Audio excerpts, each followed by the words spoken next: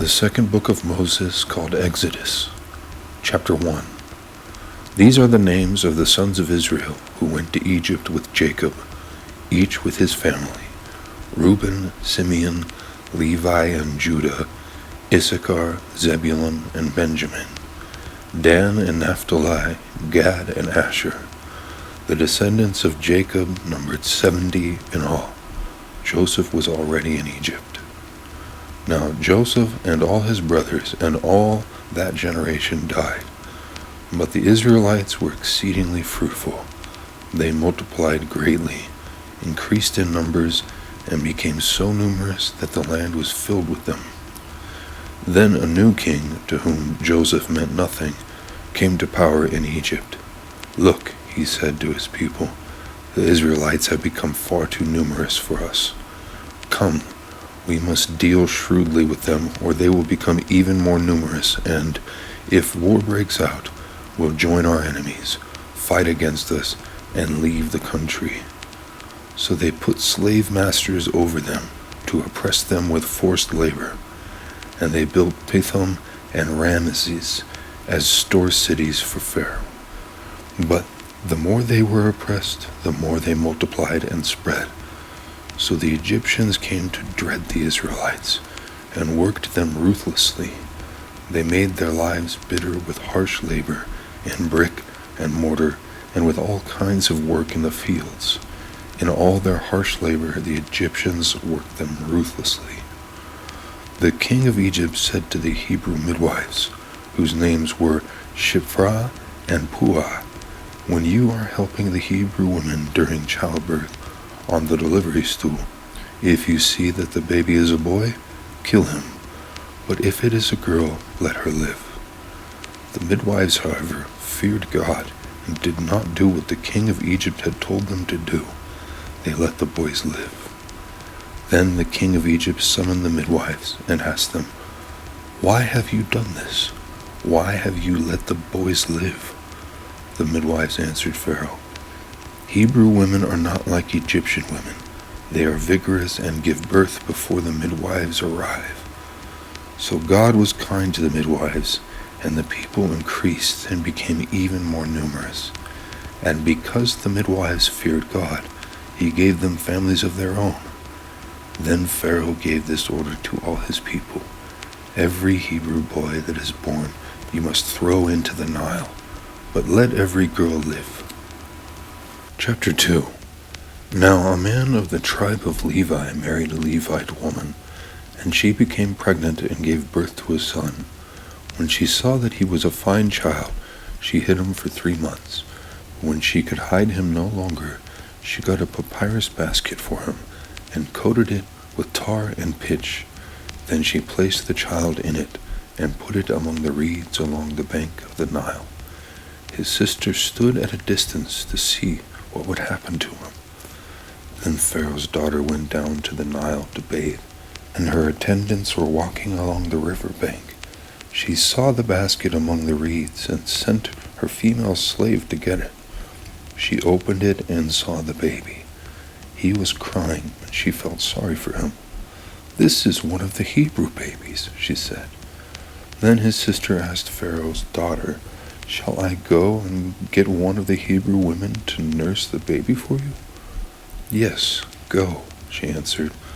So the girl went and got the baby's mother. Pharaoh's daughter said to her, "Take this baby and nurse him for me, and I will pay you."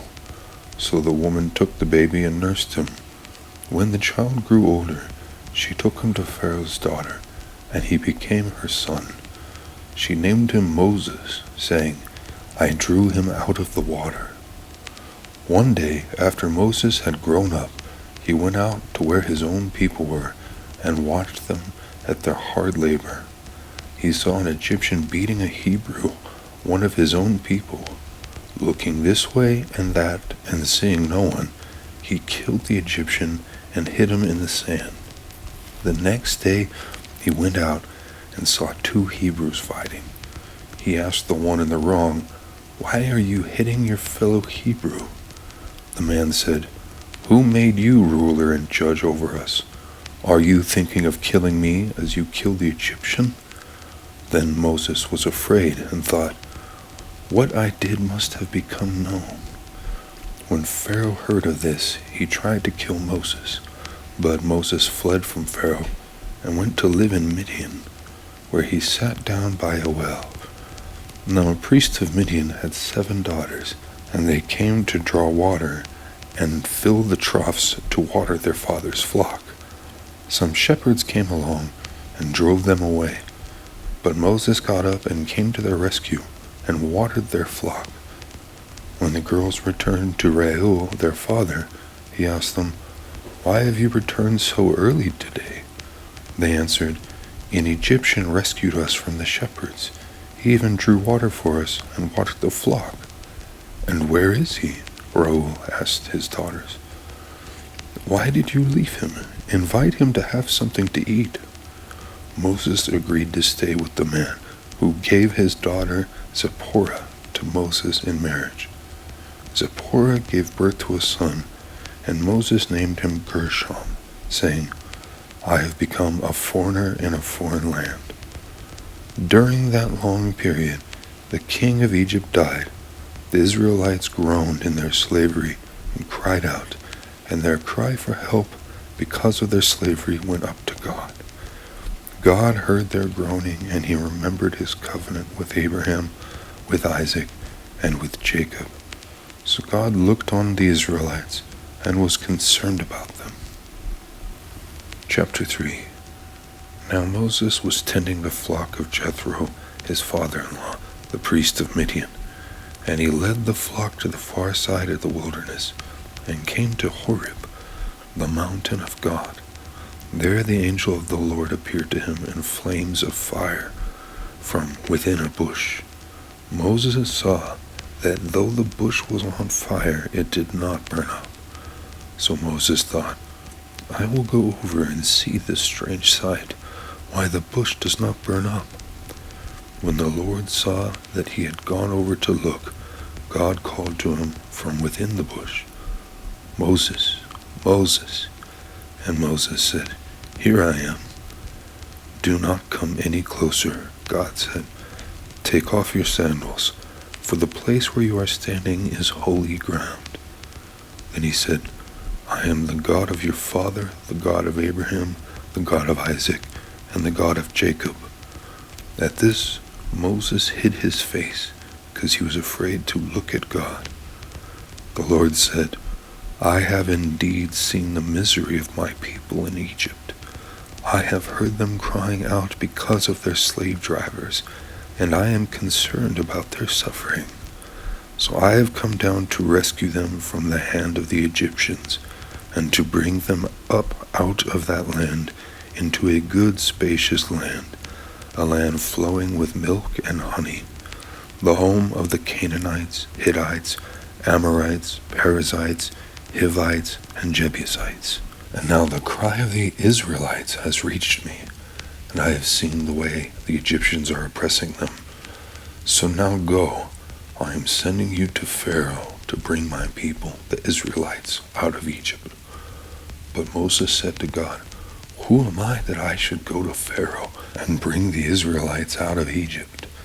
And God said, "I will be with you, and this will be the sign to you that it is I who have sent you. When you have brought the people out of Egypt, you will worship God on this mountain."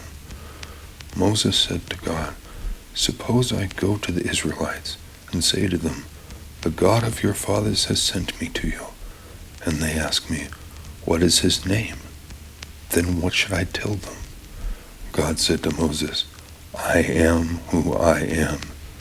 This is what you are to say to the Israelites. I am has sent me to you." God also said to Moses, "Say to the Israelites, 'The Lord, the God of your fathers, the God of Abraham, the God of Isaac, and the God of Jacob, has sent me to you.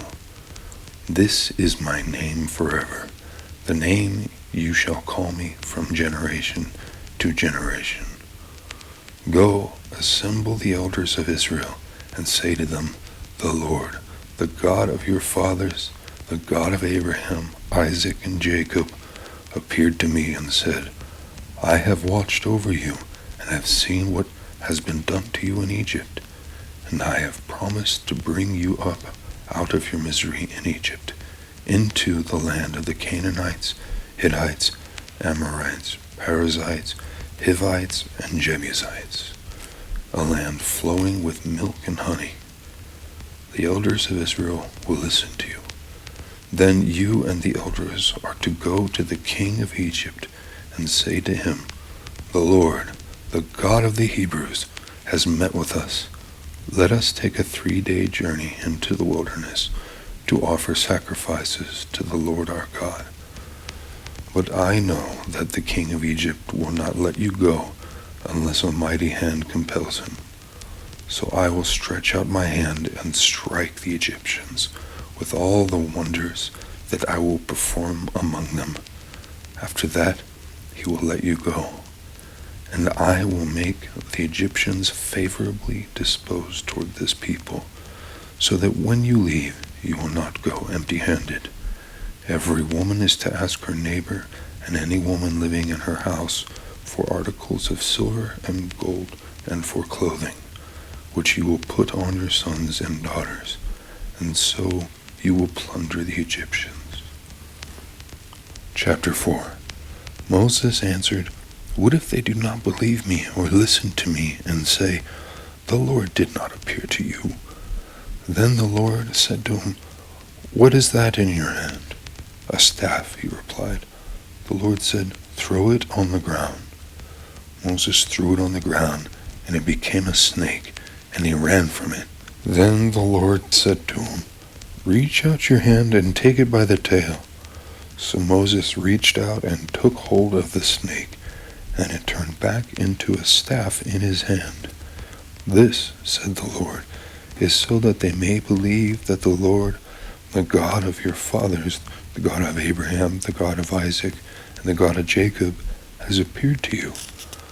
And the Lord said, Put your hand inside your cloak. So Moses put his hand inside his cloak, and when he took it out, the skin was leprous. It had become as white as snow. Now put it back into your cloak, he said. So Moses put his hand back into his cloak, and when he took it out, it was restored like the rest of his flesh. Then the Lord said, If they do not believe you or pay attention to the first sign, they may believe the second. But if they do not believe these 2 signs or listen to you, take some water from the Nile and pour it on dry ground. The water you take from the river will become blood on the ground. Moses said to the Lord, Pardon your servant, Lord. I have never been eloquent, neither in the past nor since you have spoken to your servant. I am slow of speech and tongue. The Lord said to him, Who gave human beings their mouths? Who makes them deaf or mute? Who gives them sight or makes them blind? Is it not I, the Lord? Now go, I will help you speak and will teach you what to say. But Moses said, Pardon your servant, Lord. Please send someone else. Then the Lord's anger burned against Moses, and he said, What about your brother, Aaron the Levite? I know he can speak well. He is already on his way to meet you, and he will be glad to see you. You shall speak to him and put words in his mouth. I will help both of you speak, and I will teach you what to do. He will speak to the people for you, and it will be as if he were your mouth, and as if you were God to him. But take the staff in your hand, so you can perform the signs with it. Then Moses went back to Jethro his father-in-law, and said to him, Let me return to my own people in Egypt, to see if any of them are still alive. Jethro said, Go, and I wish you well. Now the Lord had said to Moses in Midian, Go back to Egypt, for all those who wanted to kill you are dead. So Moses took his wife and sons, put them on a donkey, and started back to Egypt. And he took the staff of God in his hand. The Lord said to Moses, When you return to Egypt, see that you perform before Pharaoh all the wonders I have given you the power to do. But I will harden his heart so that he will not let the people go. Then say to Pharaoh, this is what the Lord says. Israel is my firstborn son, and I told you, let my son go, so he may worship me. But you refuse to let him go, so I will kill your firstborn son. At a lodging place on the way, the Lord met Moses and was about to kill him. But Zipporah took a flint knife, cut off her son's foreskin, and touched Moses' feet with it. Surely you are a bridegroom of blood to me, she said. So the Lord let him alone. At that time she said, bridegroom of blood, referring to circumcision. The Lord said to Aaron, go into the wilderness to meet Moses. So he met Moses at the mountain of God and kissed him. Then Moses told Aaron everything the Lord had sent him to say, and also about all the signs he had commanded him to perform. Moses and Aaron brought together all the elders of the Israelites, and Aaron told him everything the Lord had said to Moses. He also performed the signs before the people, and they believed. And when they heard that the Lord was concerned about them and had seen their misery, they bowed down and worshipped. Chapter 5. Afterward Moses and Aaron went to Pharaoh and said, this is what the Lord, the God of Israel, says.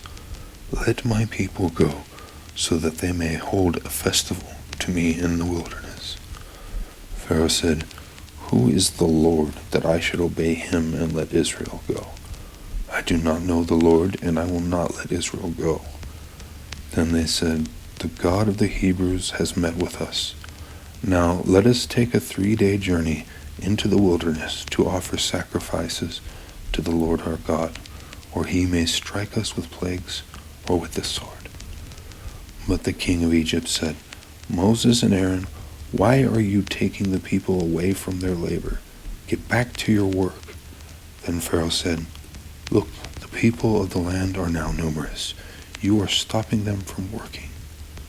That same day Pharaoh gave his order to the slave drivers and overseers in charge of the people, you are no longer to supply the people with straw for making bricks.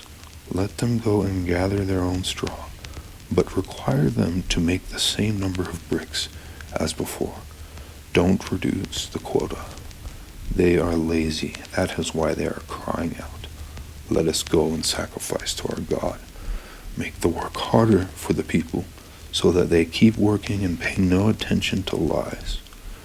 Then the slave drivers and overseers went out and said to the people, this is what Pharaoh says, I will not give you any more straw. Go and get your own straw wherever you can find it, but your work will not be reduced at all. So the people scattered all over Egypt to gather stubble to use for straw. The slave drivers kept pressing them, saying, complete the work required of you for each day, just as when you had straw. And Pharaoh's slave drivers beat the Israelite overseers they had appointed, demanding, why haven't you met your quota of bricks yesterday or today, as before? Then the Israelite overseers went and appealed to Pharaoh, why have you treated your servants this way? Your servants are given no straw, yet we are told, make bricks. Your servants are being beaten, but the fault is with your own people. Pharaoh said, lazy, that's what you are, lazy. That is why you keep saying, let us go and sacrifice to the Lord. Now get to work. You will not be given any straw, yet you must produce your full quota of bricks. The Israelite overseers realized they were in trouble when they were told, you are not to reduce the number of bricks required of you for each day. When they left Pharaoh, they found Moses and Aaron waiting to meet them, and they said, may the Lord look on you and judge you. You have made us obnoxious to Pharaoh and his officials, and have put a sword in their hand to kill us. Moses returned to the Lord and said, Why, Lord, why have you brought trouble on this people? Is this why you sent me? Ever since I went to Pharaoh to speak in your name, he has brought trouble on this people, and you have not rescued your people at all. Chapter 6. The Lord said to Moses, Now you will see what I will do to Pharaoh. Because of my mighty hand, he will let them go. Because of my mighty hand, he will drive them out of his country. God also said to Moses, I am the Lord. I appeared to Abraham, to Isaac, and to Jacob as God Almighty, but by my name the Lord.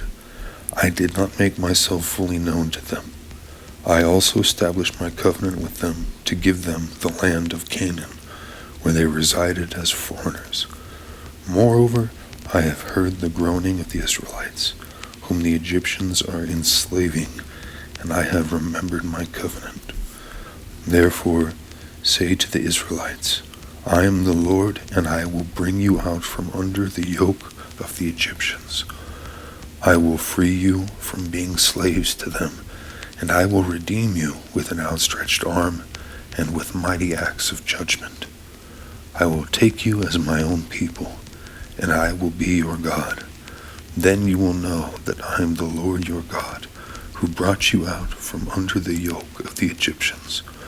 And I will bring you to the land I swore with uplifted hand to give to Abraham, to Isaac, and to Jacob. I will give it to you as a possession. I am the Lord. Moses reported this to the Israelites, but they did not listen to him because of their discouragement and harsh labor. Then the Lord said to Moses, Go, tell Pharaoh king of Egypt to let the Israelites go out of his country. But Moses said to the Lord, If the Israelites will not listen to me, why would Pharaoh listen to me, since I speak with faltering lips? Now the Lord spoke to Moses and Aaron about the Israelites and Pharaoh king of Egypt, and he commanded them to bring the Israelites out of Egypt. These were the heads of their families. The sons of Reuben, the firstborn son of Israel, were Hanok and Palu, Hezron and Carmi. These were the clans of Reuben. The sons of Simeon were Jemuel, Jamin, Ohad, Jachin, Zohar, and Shaul, the son of a Canaanite woman. These were the clans of Simeon. These were the names of the sons of Levi, according to their records: Gershon, Kohath, and Merari. Levi lived 137 years. The sons of Gershon, by clans, were Libni and Shimei. The sons of Kohath were Amram, Izhar, Hebron, and Uzziel. Kohath lived 133 years. The sons of Merari were Mahli and Mushi. These were the clans of Levi according to their records. Amram married his father's sister Jochebed, who bore him Aaron and Moses. Amram lived 137 years. The sons of Izhar were Korah, Nepheg, and Zikri. The sons of Uzziel were Mishael, Elzaphan, and Sithri. Aaron married Elisheba, daughter of Amminadab, and sister of Nahshon, and she bore him Nadab, and Abihu, Eleazar, and Ithamar. The sons of Korah were Asir, Elkanah, and Abiasaph. These were the Korahite clans. Eleazar, son of Aaron, married one of the daughters of Putiel, and she bore him Phinehas. These were the heads of the Levite families, clan by clan. It was this Aaron and Moses to whom the Lord said, Bring the Israelites out of Egypt by their divisions. They were the ones who spoke to Pharaoh, king of Egypt, about bringing the Israelites out of Egypt. This same Moses and Aaron. Now, when the Lord spoke to Moses in Egypt, he said to him, I am the Lord. Tell Pharaoh king of Egypt everything I tell you." But Moses said to the Lord, "Since I speak with faltering lips, why would Pharaoh listen to me?" Chapter 7. Then the Lord said to Moses, "See, I have made you like God to Pharaoh, and your brother Aaron will be your prophet. You are to say everything I command you, and your brother is to tell Pharaoh to let the Israelites go out of his country. But I will harden Pharaoh's heart, and though I multiply my signs and wonders in Egypt, he will not listen to you. Then I will lay my hand on Egypt, and with mighty acts of judgment I will bring out my divisions, my people the Israelites. And the Egyptians will know that I am the Lord when I stretch out my hand against Egypt and bring the Israelites out of it." Moses and Aaron did just as the Lord commanded them. Moses was 80 years old and Aaron 83 when they spoke to Pharaoh. The Lord said to Moses and Aaron, "When Pharaoh says to you, 'Perform a miracle,' then say to Aaron, 'Take your staff and throw it down before Pharaoh, and it will become a snake.'" So Moses and Aaron went to Pharaoh and did just as the Lord commanded. Aaron threw his staff down in front of Pharaoh and his officials, and it became a snake. Pharaoh then summoned wise men and sorcerers, and the Egyptian magicians also did the same things by their secret arts. Each one threw down his staff, and it became a snake. But Aaron's staff swallowed up their staffs. Yet Pharaoh's heart became hard, and he would not listen to them, just as the Lord had said. Then the Lord said to Moses, "Pharaoh's heart is unyielding. He refuses to let the people go. Go to Pharaoh in the morning as he goes out to the river. Confront him on the bank of the Nile, and take in your hand the staff that was changed into a snake.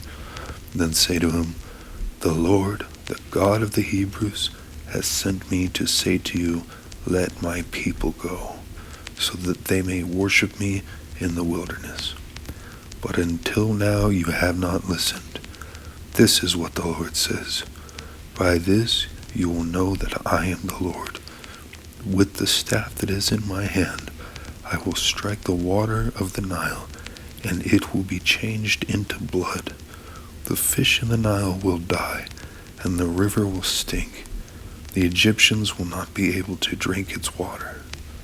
The Lord said to Moses, "Tell Aaron, take your staff and stretch out your hand over the waters of Egypt, over the streams and canals, over the ponds and all the rivers, and they will turn to blood.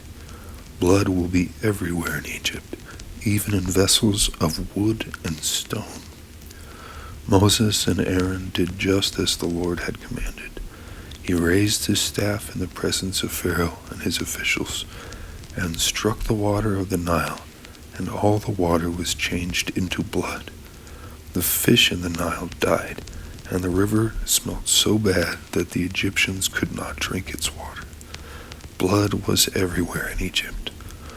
But the Egyptian magicians did the same things by their secret arts, and Pharaoh's heart became hard.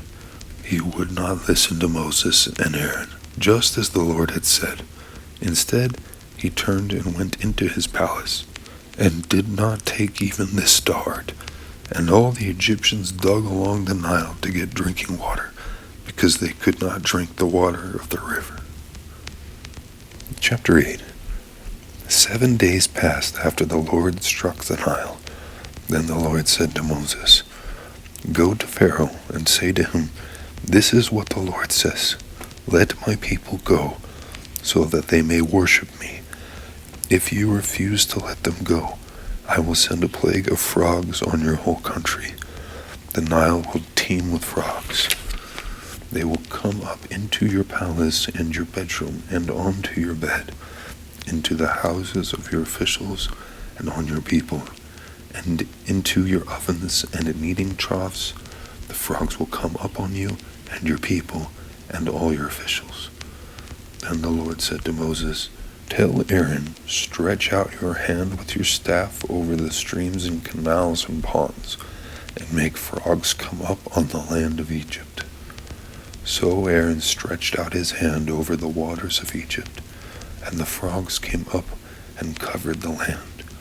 But the magicians did the same things by their secret arts. They also made frogs come up on the land of Egypt. Pharaoh summoned Moses and Aaron and said, "Pray to the Lord to take the frogs away from me and my people, and I will let your people go to offer sacrifices to the Lord."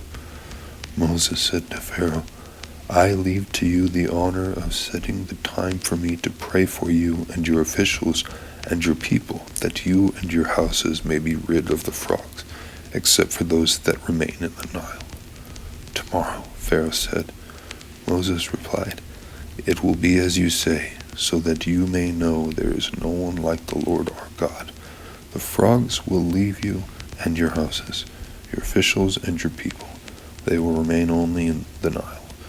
After Moses and Aaron left Pharaoh, Moses cried out to the Lord about the frogs he had brought on Pharaoh. And the Lord did what Moses asked. The frogs died in the houses, in the courtyards, and in the fields.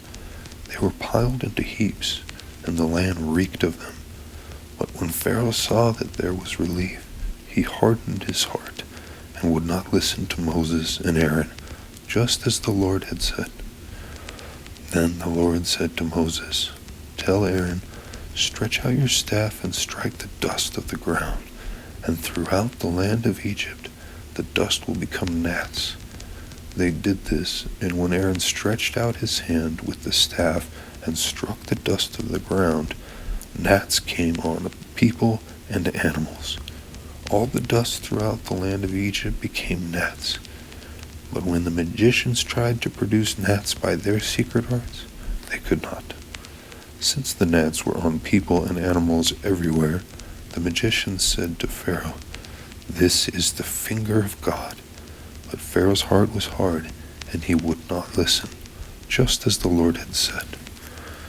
Then the Lord said to Moses, "Get up early in the morning and confront Pharaoh as he goes to the river, and say to him, 'This is what the Lord says.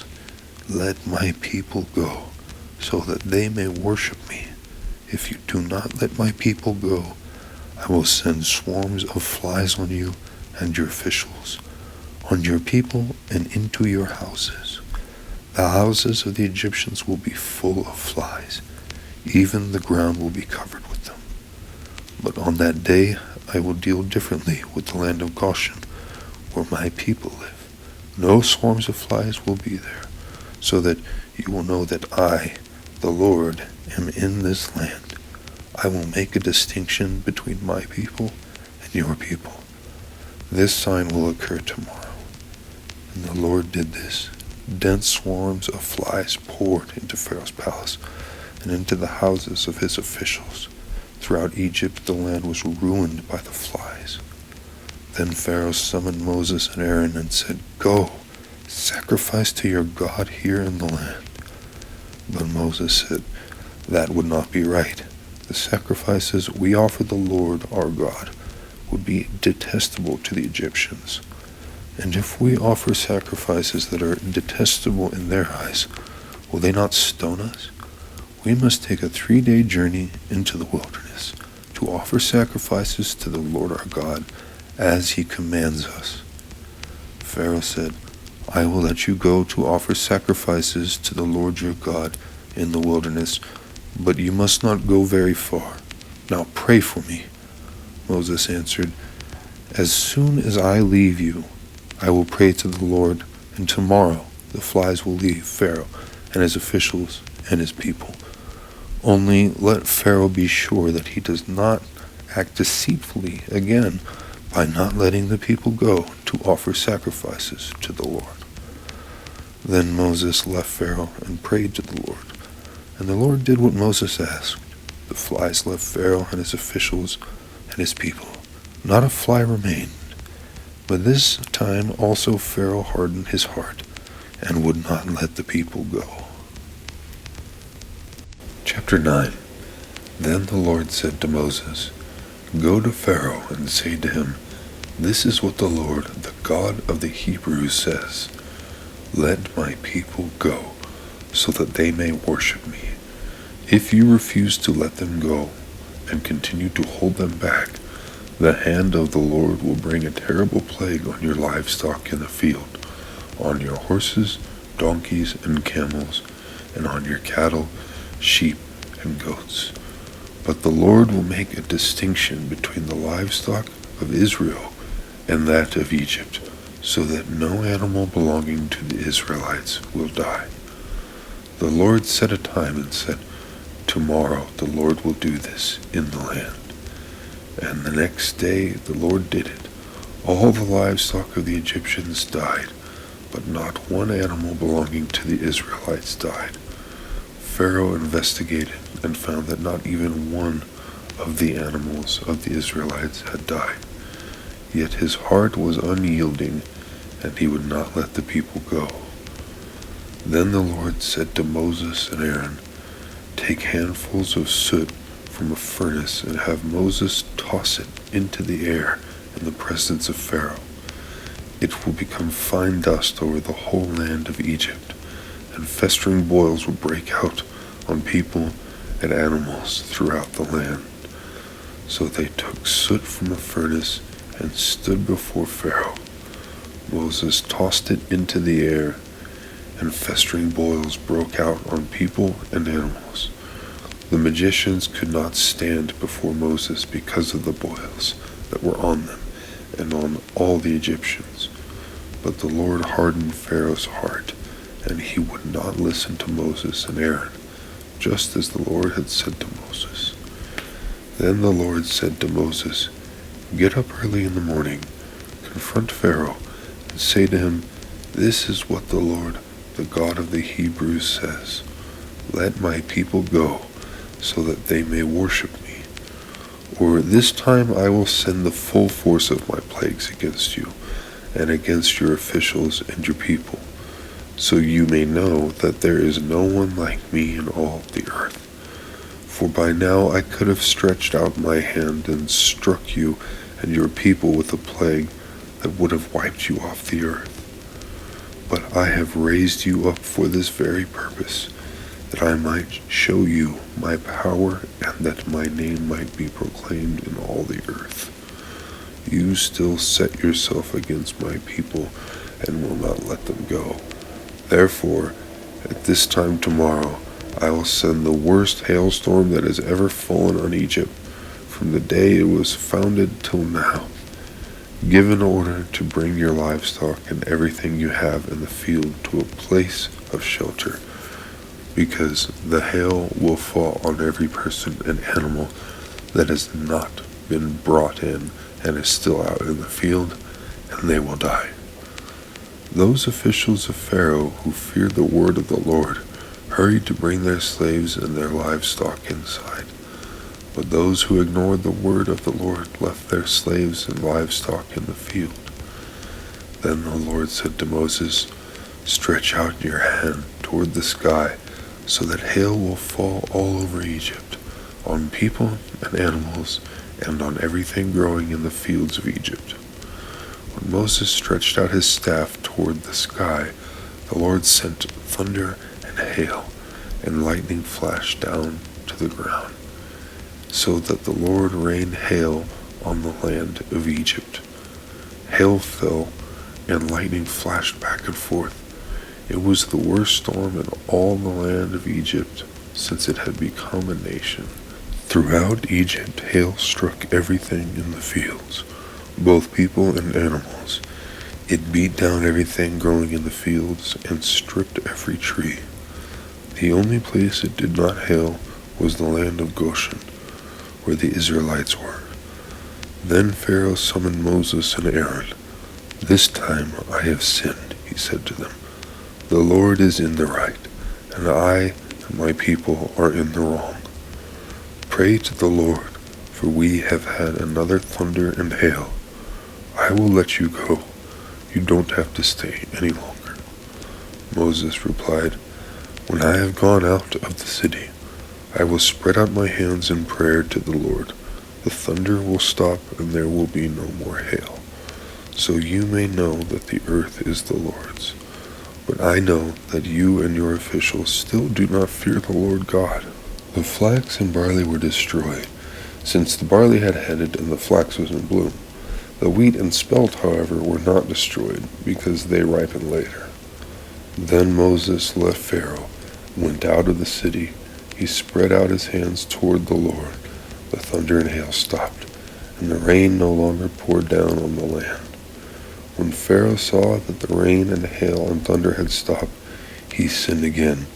He and his officials hardened their hearts. So Pharaoh's heart was hard, and he would not let the Israelites go, just as the Lord had said through Moses. Chapter 10. Then the Lord said to Moses, Go to Pharaoh, for I have hardened his heart and the hearts of his officials, so that I may perform these signs of mine among them, that you may tell your children and grandchildren how I dealt harshly with the Egyptians, and how I performed my signs among them, and that you may know that I am the Lord.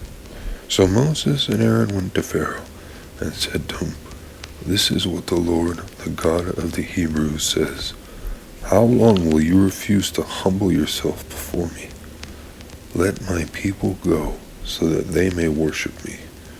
If you refuse to let them go, I will bring locusts into your country tomorrow. They will cover the face of the ground, so that it cannot be seen. They will devour what little you have left after the hail, including every tree that is growing in your fields. They will fill your houses and those of all your officials and all the Egyptians, something neither your parents nor your ancestors have ever seen from the day they settled in this land till now. Then Moses turned and left Pharaoh. Pharaoh's officials said to him, How long will this man be a snare to us? Let the people go, so that they may worship the Lord their God. Do you not yet realize that Egypt is ruined?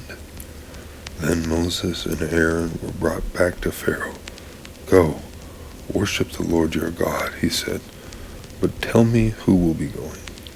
Moses answered, We will go with our young and our old, with our sons and daughters, and with our flocks and herds, because we are to celebrate a festival to the Lord. Pharaoh said, The Lord be with you. If I let you go along with your women and children, clearly you are bent on evil. No, have only the men go and worship the Lord, since that's what you have been asking for. Then Moses and Aaron were driven out of Pharaoh's presence.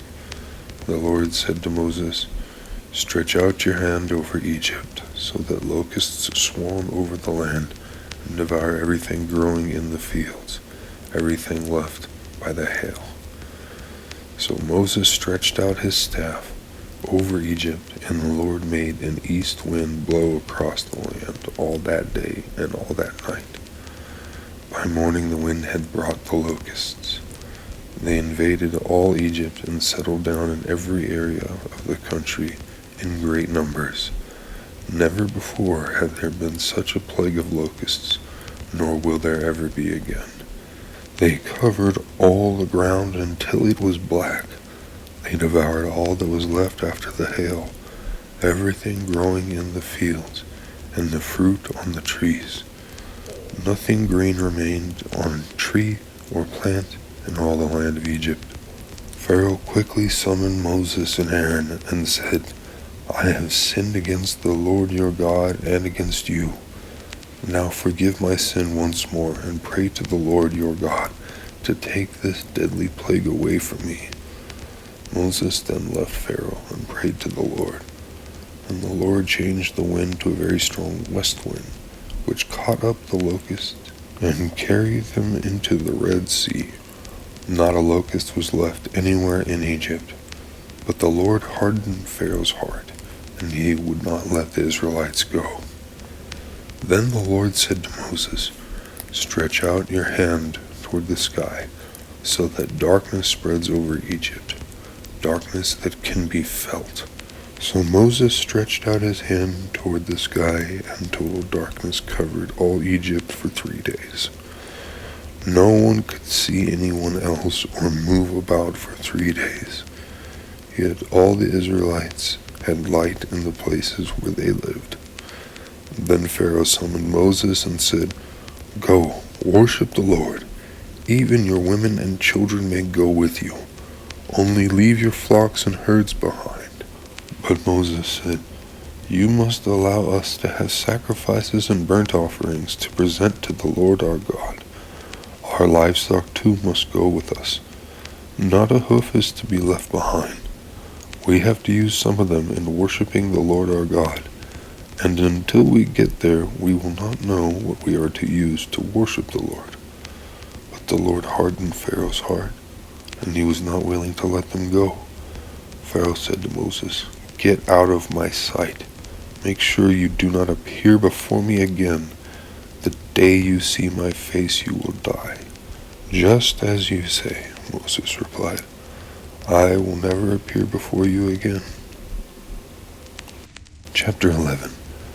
Now the Lord had said to Moses, "I will bring one more plague on Pharaoh and on Egypt. After that, he will let you go from here, and when he does, he will drive you out completely.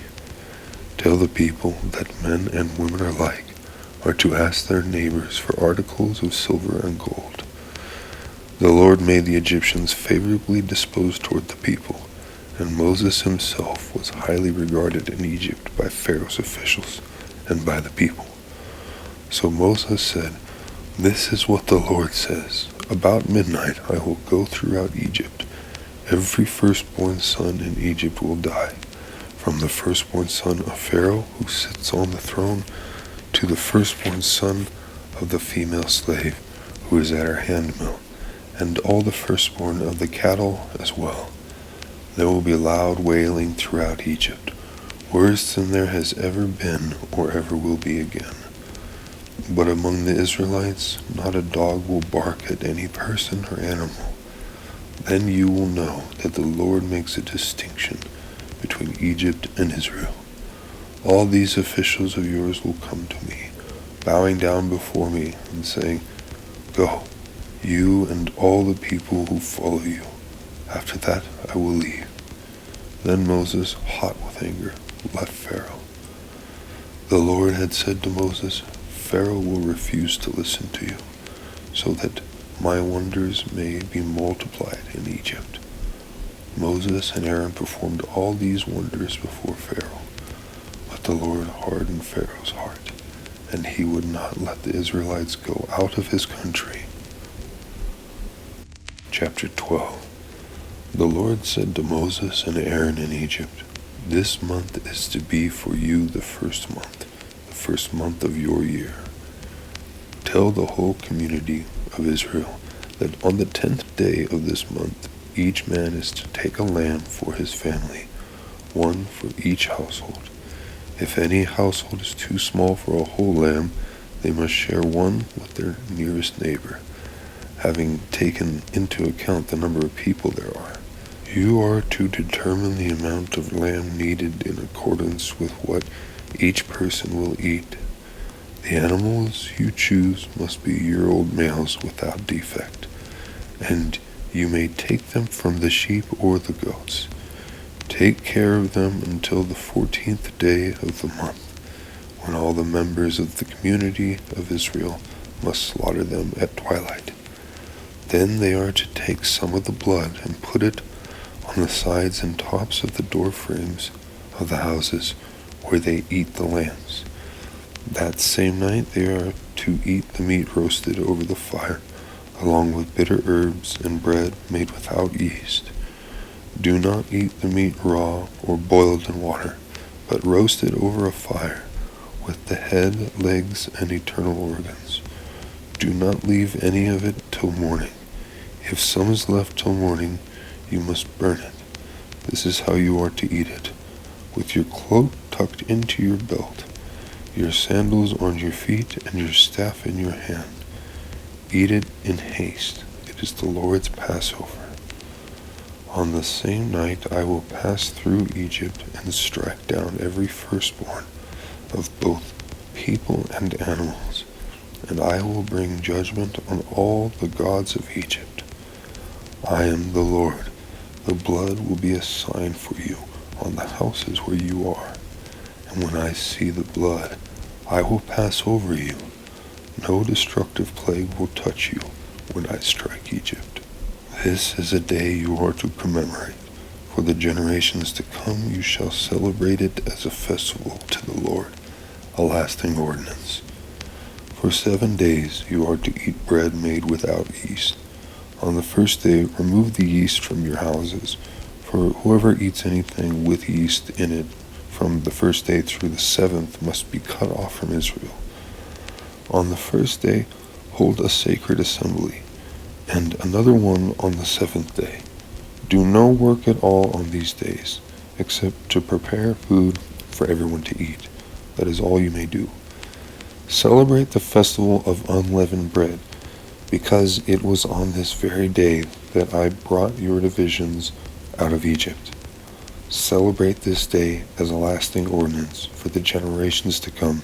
In the first month you are to eat bread made without yeast from the evening on the 14th day until the evening of the 21st day. For 7 days no yeast is to be found in your houses, and anyone, whether foreigner or native born, who eats anything with yeast in it must be cut off from the community of Israel. Eat nothing made with yeast. Wherever you live, you must eat unleavened bread. Then Moses summoned all the elders of Israel and said to them, Go at once and select the animals for your families and slaughter the Passover lamb.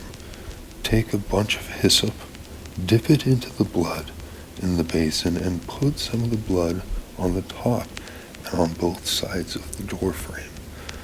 None of you shall go out of the door of your house until morning.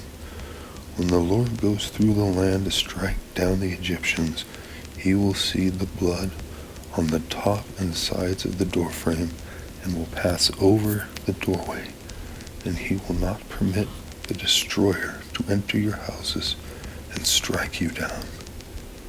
Obey these instructions as a lasting ordinance for you and your descendants. When you enter the land that the Lord will give you as he promised, observe this ceremony. And when your children ask you, What does this ceremony mean to you? Then tell them, It is the Passover sacrifice to the Lord, who passed over the houses of the Israelites in Egypt and spared our homes when he struck down the Egyptians. Then the people bowed down and worshipped. The Israelites did just what the Lord commanded Moses and Aaron. At midnight, the Lord struck down all the firstborn in Egypt, from the firstborn of Pharaoh who sat on the throne, to the firstborn of the prisoner who was in the dungeon, and the firstborn of all the livestock as well. Pharaoh and all his officials and all the Egyptians got up during the night, and there was loud wailing in Egypt, and there was not a house without someone dead. During the night, Pharaoh summoned Moses and Aaron and said, Up, leave my people, you and the Israelites. Go, worship the Lord as you have requested. Take your flocks and your herds, as you have said, and go, and also bless me. The Egyptians urged the people to hurry and leave the country, for otherwise, they said, we will all die. So the people took their dough before the yeast was added and carried it on their shoulders in kneading troughs, wrapped in clothing. The Israelites did as Moses instructed, and asked the Egyptians for articles of silver and gold and for clothing. The Lord had made the Egyptians favorably disposed toward the people, and they gave them what they asked for. So they plundered the Egyptians. The Israelites journeyed from Ramesses to Succoth. There were about 600,000 men on foot, besides women and children. Many other people went up with them, and also large droves of livestock, both flocks and herds. With the dough the Israelites had brought from Egypt, they baked loaves of unleavened bread. The dough was without yeast because they had been driven out of Egypt and did not have time to prepare food for themselves. Now, the length of time the Israelite people lived in Egypt was 430 years.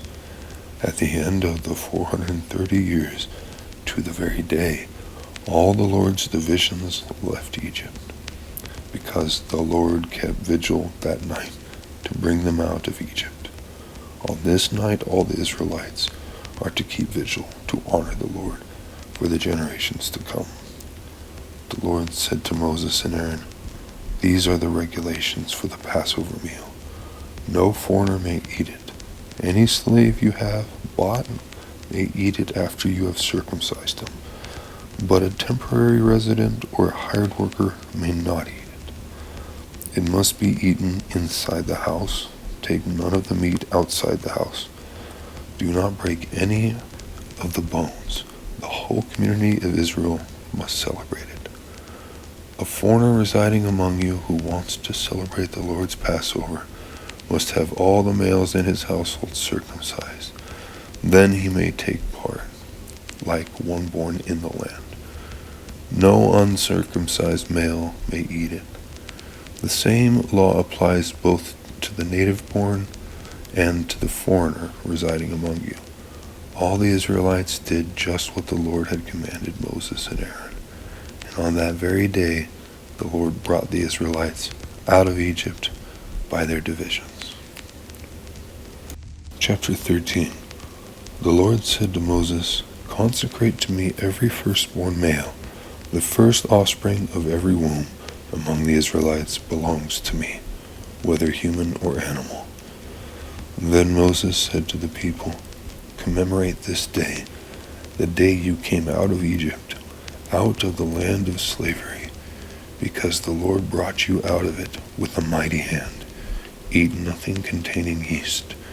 Today, in the month of Aviv, you are leaving, when the Lord brings you into the land of the Canaanites, Hittites, Amorites, Hivites, and Jebusites, the land he swore to your ancestors to give you, a land flowing with milk and honey.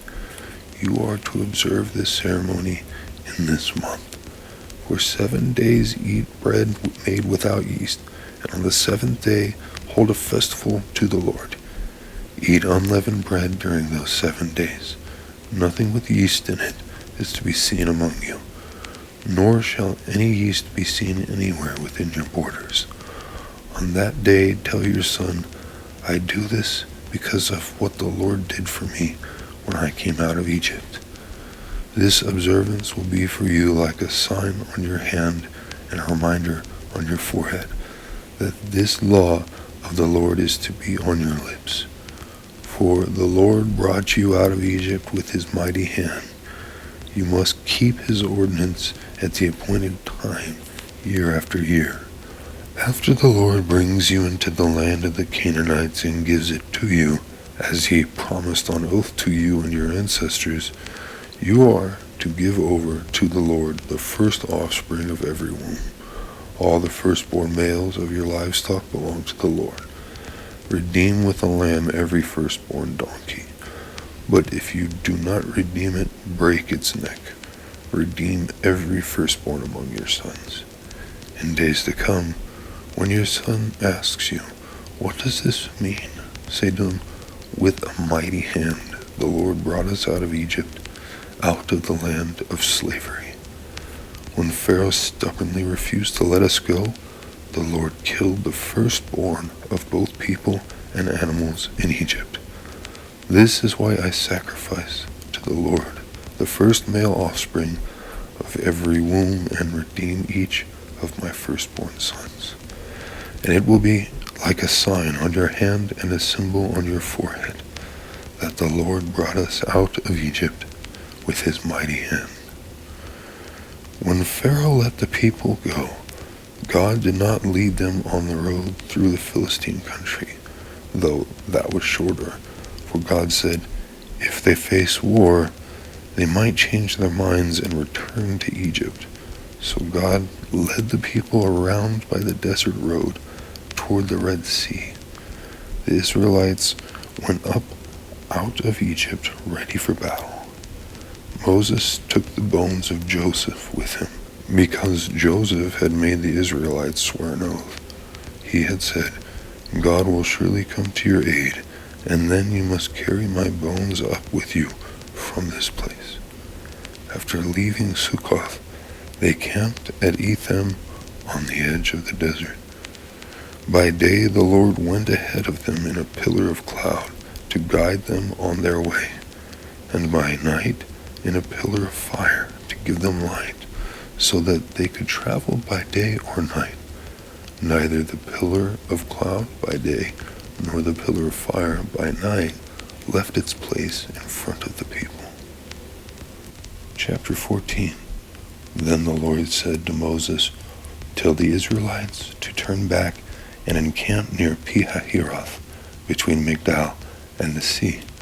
They are to encamp by the sea, directly opposite Baal-Zephon. Pharaoh will think the Israelites are wandering around the land in confusion, hemmed in by the desert. And I will harden Pharaoh's heart, and he will pursue them. But I will gain glory for myself through Pharaoh and all his army, and the Egyptians will know that I am the Lord. So the Israelites did this. When the king of Egypt was told that the people had fled, Pharaoh and his officials changed their minds about them and said, what have we done? We have let the Israelites go and have lost their services. So he had his chariot made ready and took his army with him. He took 600 of the best chariots, along with all the other chariots of Egypt, with officers over all of them. The Lord hardened the heart of Pharaoh, king of Egypt, so that he pursued the Israelites, who were marching out boldly. The Egyptians, all Pharaoh's horses and chariots, horsemen and troops, pursued the Israelites and overtook them as they camped by the sea near Pi-hahiroth, opposite Baal-Zephon.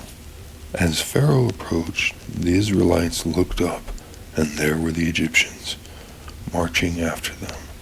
They were terrified and cried out to the Lord. They said to Moses, was it because there were no graves in Egypt that you have brought us to the desert to die? What have you done to us by bringing us out of Egypt? Didn't we say to you in Egypt, leave us alone, let us serve the Egyptians? It would have been better for us to serve the Egyptians than to die in the desert. Moses answered the people, do not be afraid. Stand firm, and you will see the deliverance the Lord will bring to you today. The Egyptians you see today, you will never see again. The Lord will fight for you. You need only to be still. Then the Lord said to Moses, why are you crying out to me? Tell the Israelites to move on. Raise your staff and stretch out your hand over the sea to divide the water, so that the Israelites can go through the sea on dry ground. I will harden the hearts of the Egyptians, so that they will go in after them, and I will gain glory through Pharaoh and all his army, through his chariots and his horsemen. The Egyptians will know that I am the Lord, when I gain glory through Pharaoh, his chariots, and his horsemen. Then the angel of God, who had been traveling in front of Israel's army, withdrew and went behind them, coming between the armies of Egypt and Israel. Throughout the night the cloud brought darkness to the one side and light to the other side, so neither went near the other all night long. Then Moses stretched out his hand over the sea, and all that night the Lord drove the sea back with a strong east wind and turned it into dry land.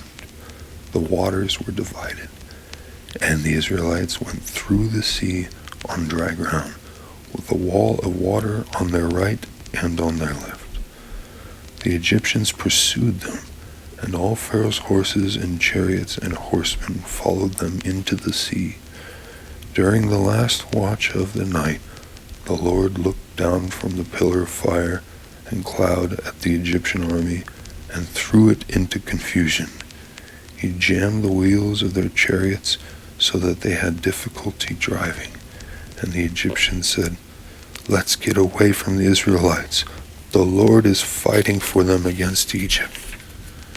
Then the Lord said to Moses, "Stretch out your hand over the sea, so that the waters may flow back over the Egyptians and their chariots and horsemen." Moses stretched out his hand over the sea, and at daybreak the sea went back to its place. The Egyptians were fleeing toward it, and the Lord swept them into the sea. The water flowed back and covered the chariots and horsemen, the entire army of Pharaoh that had followed the Israelites into the sea. Not one of them survived, but the Israelites went through the sea on dry ground, with a wall of water on their right and on their left. That day the Lord saved Israel from the hands of the Egyptians, and Israel saw the Egyptians lying dead on the shore. And when the Israelites saw the mighty hand of the Lord displayed against the Egyptians, the people feared the Lord and put their trust in him and in Moses his servant. Chapter 15. Then Moses and the Israelites sang this song to the Lord. "I will sing to the Lord, for he is highly exalted. Both horse and driver he has hurled into the sea. The Lord is my strength and my defense. He has become my salvation. He is my God, and I will praise him, my Father's God, and I will exalt him. The Lord is a warrior. The Lord is his name. Pharaoh's chariots and his army he has hurled into the sea. The best of Pharaoh's officers are drowned in the Red Sea. The deep waters have covered them. They sink to the depths like a stone. Your right hand, Lord, was majestic in power. Your right hand, Lord, shattered the enemy. In the greatness of your majesty, you threw down those who opposed you. You unleashed your burning anger. It consumed them like stubble. By the blast of your nostrils, the waters piled up. The surging waters stood up like a wall. The deep waters congealed in the heart of the sea. The enemy boasted, "I will pursue. I will overtake them. I will divide the spoils. I will gorge myself on them. I will draw my sword, and my hand will destroy them." But you blew with your breath, and the sea covered them. They sank like lead in the mighty waters. Who among the gods is like you, Lord? Who is like you, majestic in holiness, awesome in glory, working wonders? The nations will hear and tremble. Anguish will grip the people of Philistia. The chiefs of Edom will be terrified. The leaders of Moab will be seized with trembling. The people of Canaan will melt away. Terror and dread will fall on them. By the power of your arm, they will be as still as a stone until your people pass by, Lord. Until the people you bought pass by, you will bring them in and plant them on the mountain of your inheritance, the place, Lord, you made for your dwelling, the sanctuary, Lord, your hands established. The Lord reigns forever and ever. When Pharaoh's horses, chariots, and horsemen went into the sea, the Lord brought the waters of the sea back over them. But the Israelites walked through the sea on dry ground. Then Miriam, the prophet, Aaron's sister, took a timbrel in her hand, and all the women followed her with timbrels and dancing. Miriam sang to them, "Sing to the Lord, for he is highly exalted. Both horse and driver he has hurled into the sea." Then Moses led Israel from the Red Sea, and they went into the desert of Shur. For 3 days they traveled in the desert without finding water. When they came to Marah, they could not drink its water because it was bitter. This is why the place is called Marah. So the people grumbled against Moses, saying, "What are we to drink?" Then Moses cried out to the Lord, and the Lord showed him a piece of wood. He threw it into the water, and the water became fit to drink. There the Lord issued a ruling and instruction for them, and put them to the test. He said, "If you listen carefully to the Lord your God, and do what is right in his eyes, if you pay attention to his commands and keep all his decrees, I will not bring on you any of the diseases I brought on the Egyptians, for I am the Lord who heals you." Then they came to Elim, where there were 12 springs and 70 palm trees, and they camped there near the water. Chapter 16. The whole Israelite community set out from Elim and came to the desert of Sin, which is between Elim and Sinai, on the 15th day of the 2nd month after they had come out of Egypt. In the desert the whole community grumbled against Moses and Aaron. The Israelites said to them, "If only we had died by the Lord's hand in Egypt. There we sat around pots of meat and ate all the food we wanted. But you have brought us out into this desert to starve this entire assembly to death." Then the Lord said to Moses, "I will rain down bread from heaven for you. The people are to go out each day and gather enough for that day. In this way I will test them and see whether they follow my instructions. On the 6th day they are to prepare what they bring in, and that is to be twice as much as they gather on the other days." So Moses and Aaron said to all the Israelites, "In the evening you will know that it was the Lord who brought you out of Egypt, and in the morning you will see the glory of the Lord, because he has heard your grumbling against him. Who are we that you should grumble against us?"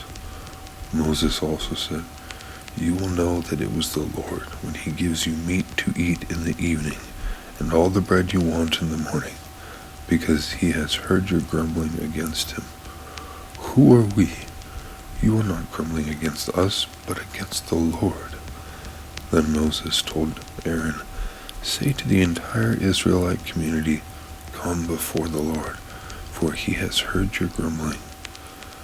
While Aaron was speaking to the whole Israelite community, they looked toward the desert, and there was the glory of the Lord appearing in the cloud. The Lord said to Moses, "I have heard the grumbling of the Israelites. Tell them, at twilight you will eat meat, and in the morning you will be filled with bread. Then you will know that I am the Lord your God."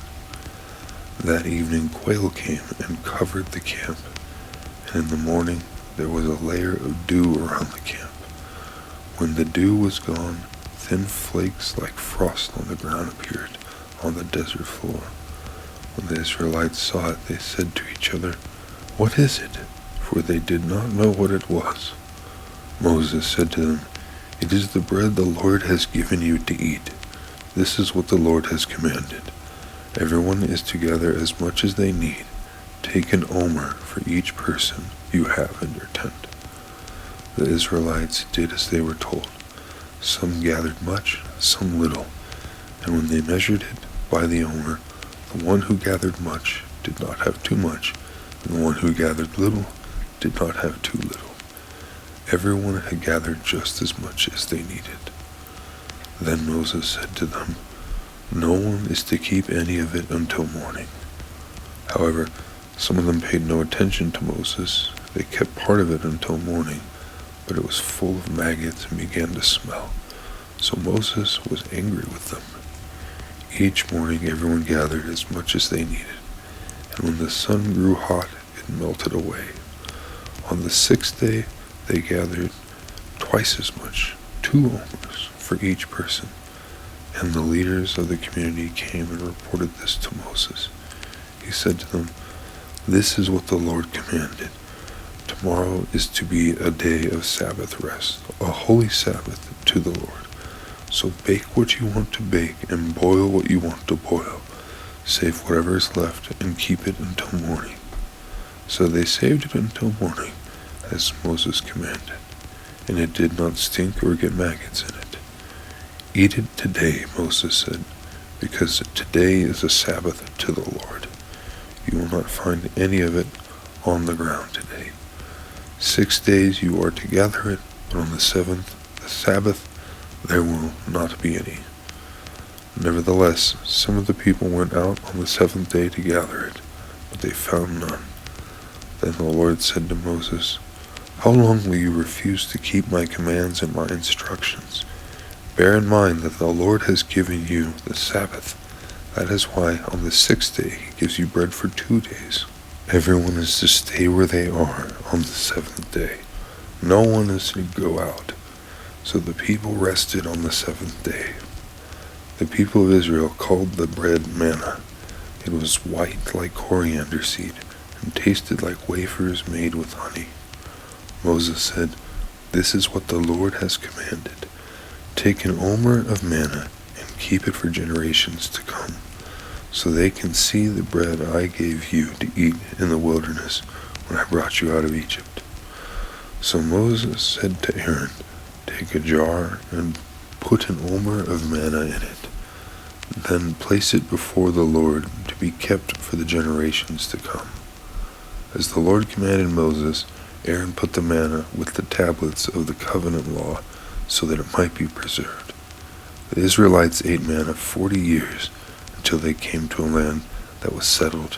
They ate manna until they reached the border of Canaan. An omer is 1/10 of an ephah. Chapter 17. The whole Israelite community set out from the desert of Sin, traveling from place to place as the Lord commanded. They camped at Rephidim, but there was no water for the people to drink. So they quarreled with Moses and said, "Give us water to drink." Moses replied, "Why do you quarrel with me? Why do you put the Lord to the test?" But the people were thirsty for water there, and they grumbled against Moses. They said, "Why did you bring us up out of Egypt to make us and our children and livestock die of thirst?" Then Moses cried out to the Lord, "What am I to do with these people? They are almost ready to stone me."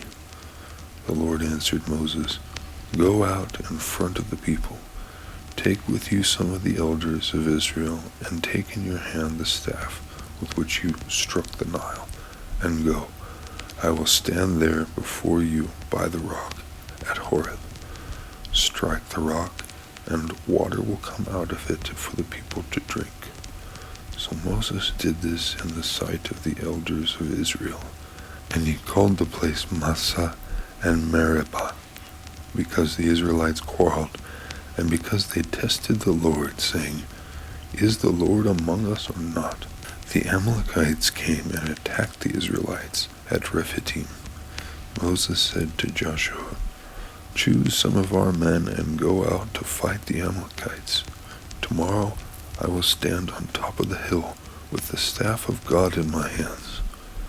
So Joshua fought the Amalekites as Moses had ordered, and Moses, Aaron, and Hur went to the top of the hill. As long as Moses held up his hands, the Israelites were winning, but whenever he lowered his hands, the Amalekites were winning. When Moses' hands grew tired, they took a stone and put it under him, and he sat on it. Aaron and Hur held his hands up, one on one side, one on the other, so that his hands remained steady till sunset. So Joshua overcame the Amalekite army with the sword. Then the Lord said to Moses, "Write this on a scroll as something to be remembered, and make sure that Joshua hears it, because I will completely blot out the name of Amalek from under heaven." Moses built an altar and called it "The Lord is my banner." He said, "Because hands were lifted up against the throne of the Lord will be at war against the Amalekites from generation to generation." Chapter 18. Now Jethro, the priest of Midian and father-in-law of Moses, heard of everything God had done for Moses and for his people Israel, and how the Lord had brought Israel out of Egypt. After Moses had sent away his wife Zipporah, his father-in-law Jethro received her and her 2 sons. One was named Gershom, for Moses said, I have become a foreigner in a foreign land. And the other was named Eleazar, for he said, my father's God was my helper. He saved me from the sword of Pharaoh. Jethro, Moses' father-in-law, together with Moses' sons and wife, came to him in the wilderness, where he was camped near the mountain of God. Jethro had sent word to him, I, your father-in-law Jethro, am coming to you with your wife and her 2 sons. So Moses went out to meet his father-in-law and bowed down and kissed him. They greeted each other and then went into the tent. Moses told his father-in-law about everything the Lord had done to Pharaoh and the Egyptians for Israel's sake, and about all the hardships they had met along the way, and how the Lord had saved them. Jethro was delighted to hear about all the good things the Lord had done for Israel in rescuing them from the hand of the Egyptians. He said, Praise be to the Lord, who rescued you from the hand of the Egyptians and of Pharaoh, and who rescued the people from the land of the Egyptians. Now I know that the Lord is greater than all other gods, for he did this to those who had treated Israel arrogantly. Then Jethro, Moses' father-in-law, brought a burnt offering and other sacrifices to God, and Aaron came with all the elders of Israel to eat a meal with Moses' father-in-law in the presence of God. The next day Moses took his seat to serve as judge for the people, and they stood around him from morning till evening. When his father-in-law saw all that Moses was doing for the people, he said, What is this you are doing for the people? Why do you alone sit as judge, while all these people stand around you from morning till evening? Moses answered him, Because the people come to me to seek God's will. Whenever they have a dispute, it is brought to me, and I decide between the parties and inform them of God's decrees and instructions.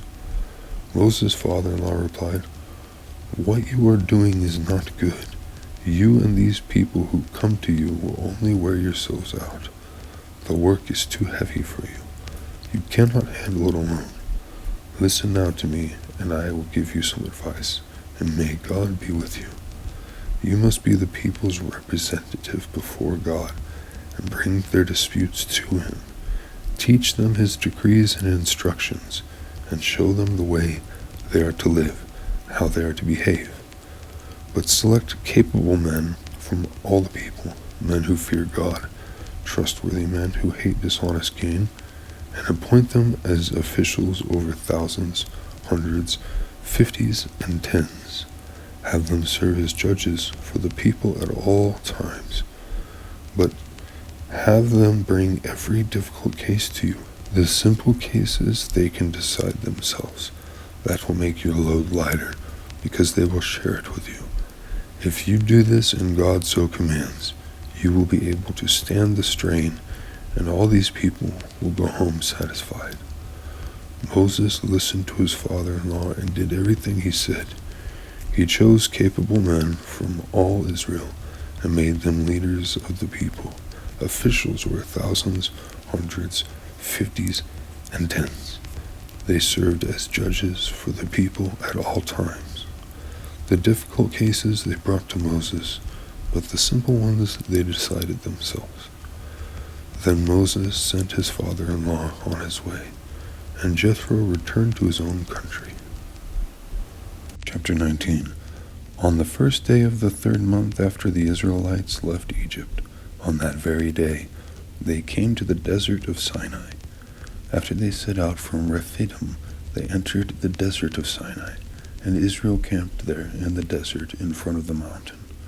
Then Moses went up to God, and the Lord called to him from the mountain and said, This is what you are to say to the descendants of Jacob, and what you are to tell the people of Israel. You yourselves have seen what I did to Egypt, and how I carried you on eagle's wings and brought you to myself. Now if you obey me fully and keep my covenant, then out of all nations you will be my treasured possession. Although the whole earth is mine, you will be for me a kingdom of priests and a holy nation. These are the words you are to speak to the Israelites." So Moses went back and summoned the elders of the people and set before them all the words the Lord had commanded him to speak. The people all responded together, "We will do everything the Lord has said." So Moses brought their answer back to the Lord. The Lord said to Moses, "I am going to come to you in a dense cloud, so that the people will hear me speaking with you and always put their trust in you." Then Moses told the Lord what the people had said. And the Lord said to Moses, "Go to the people and consecrate them today and tomorrow. Have them wash their clothes and be ready by the third day, because on that day the Lord will come down on Mount Sinai in the sight of all the people. Put limits for the people round the mountain and tell them, 'Be careful that you do not approach the mountain or touch the foot of it. Whoever touches the mountain is to be put to death. They are to be stoned or shot with arrows. Not a hand is to be laid on them. No person or animal shall be permitted to live. Only when the ram's horn sounds a long blast may they approach the mountain." After Moses had gone down the mountain to the people, he consecrated them, and they washed their clothes. Then he said to the people, "Prepare yourselves for the third day. Abstain from sexual relations." On the morning of the third day there was thunder and lightning, with a thick cloud over the mountain, and a very loud trumpet blast. Everyone in the camp trembled. Then Moses led the people out of the camp to meet with God, and they stood at the foot of the mountain. Mount Sinai was covered with smoke, because the Lord descended on it in fire.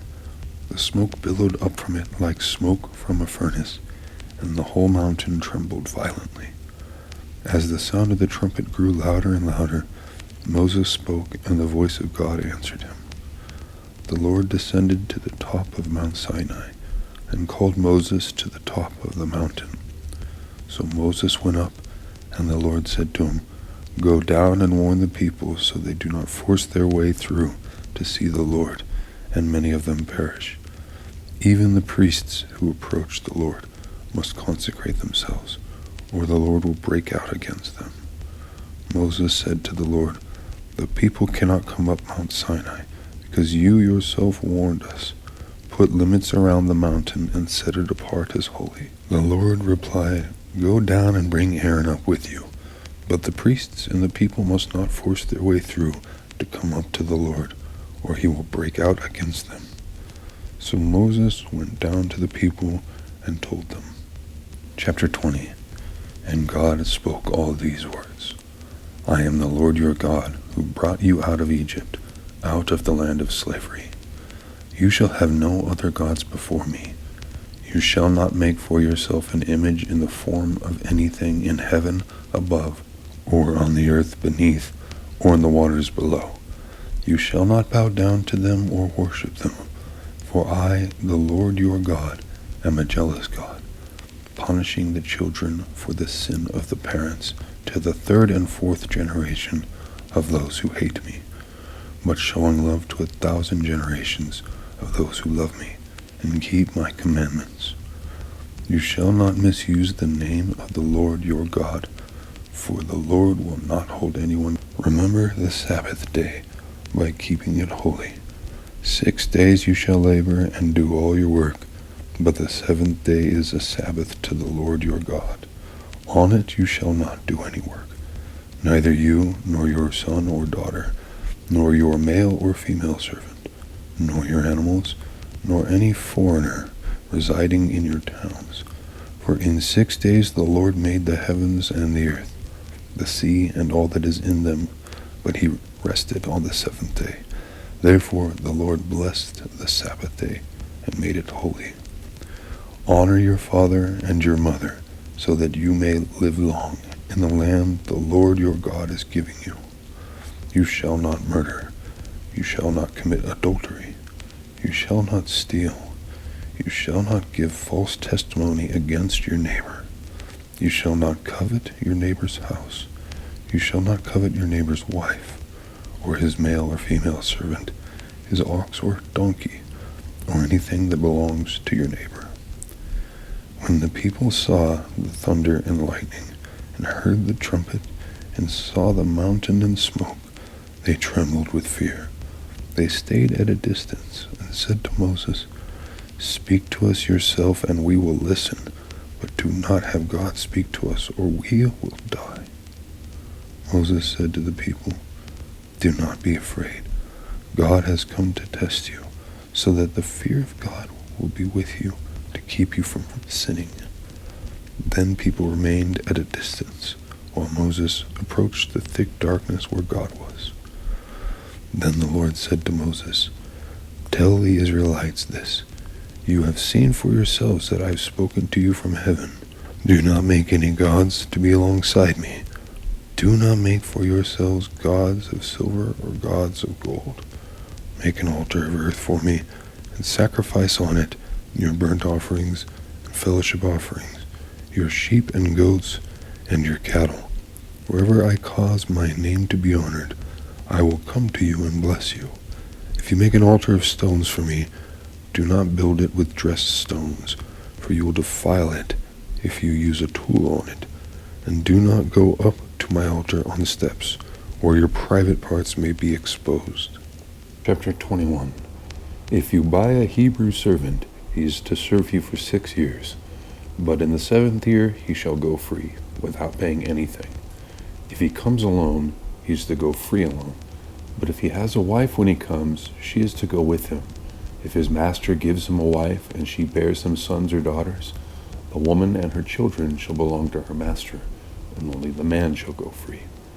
But if the servant declares, "I love my master and my wife and children, and do not want to go free," then his master must take him before the judges.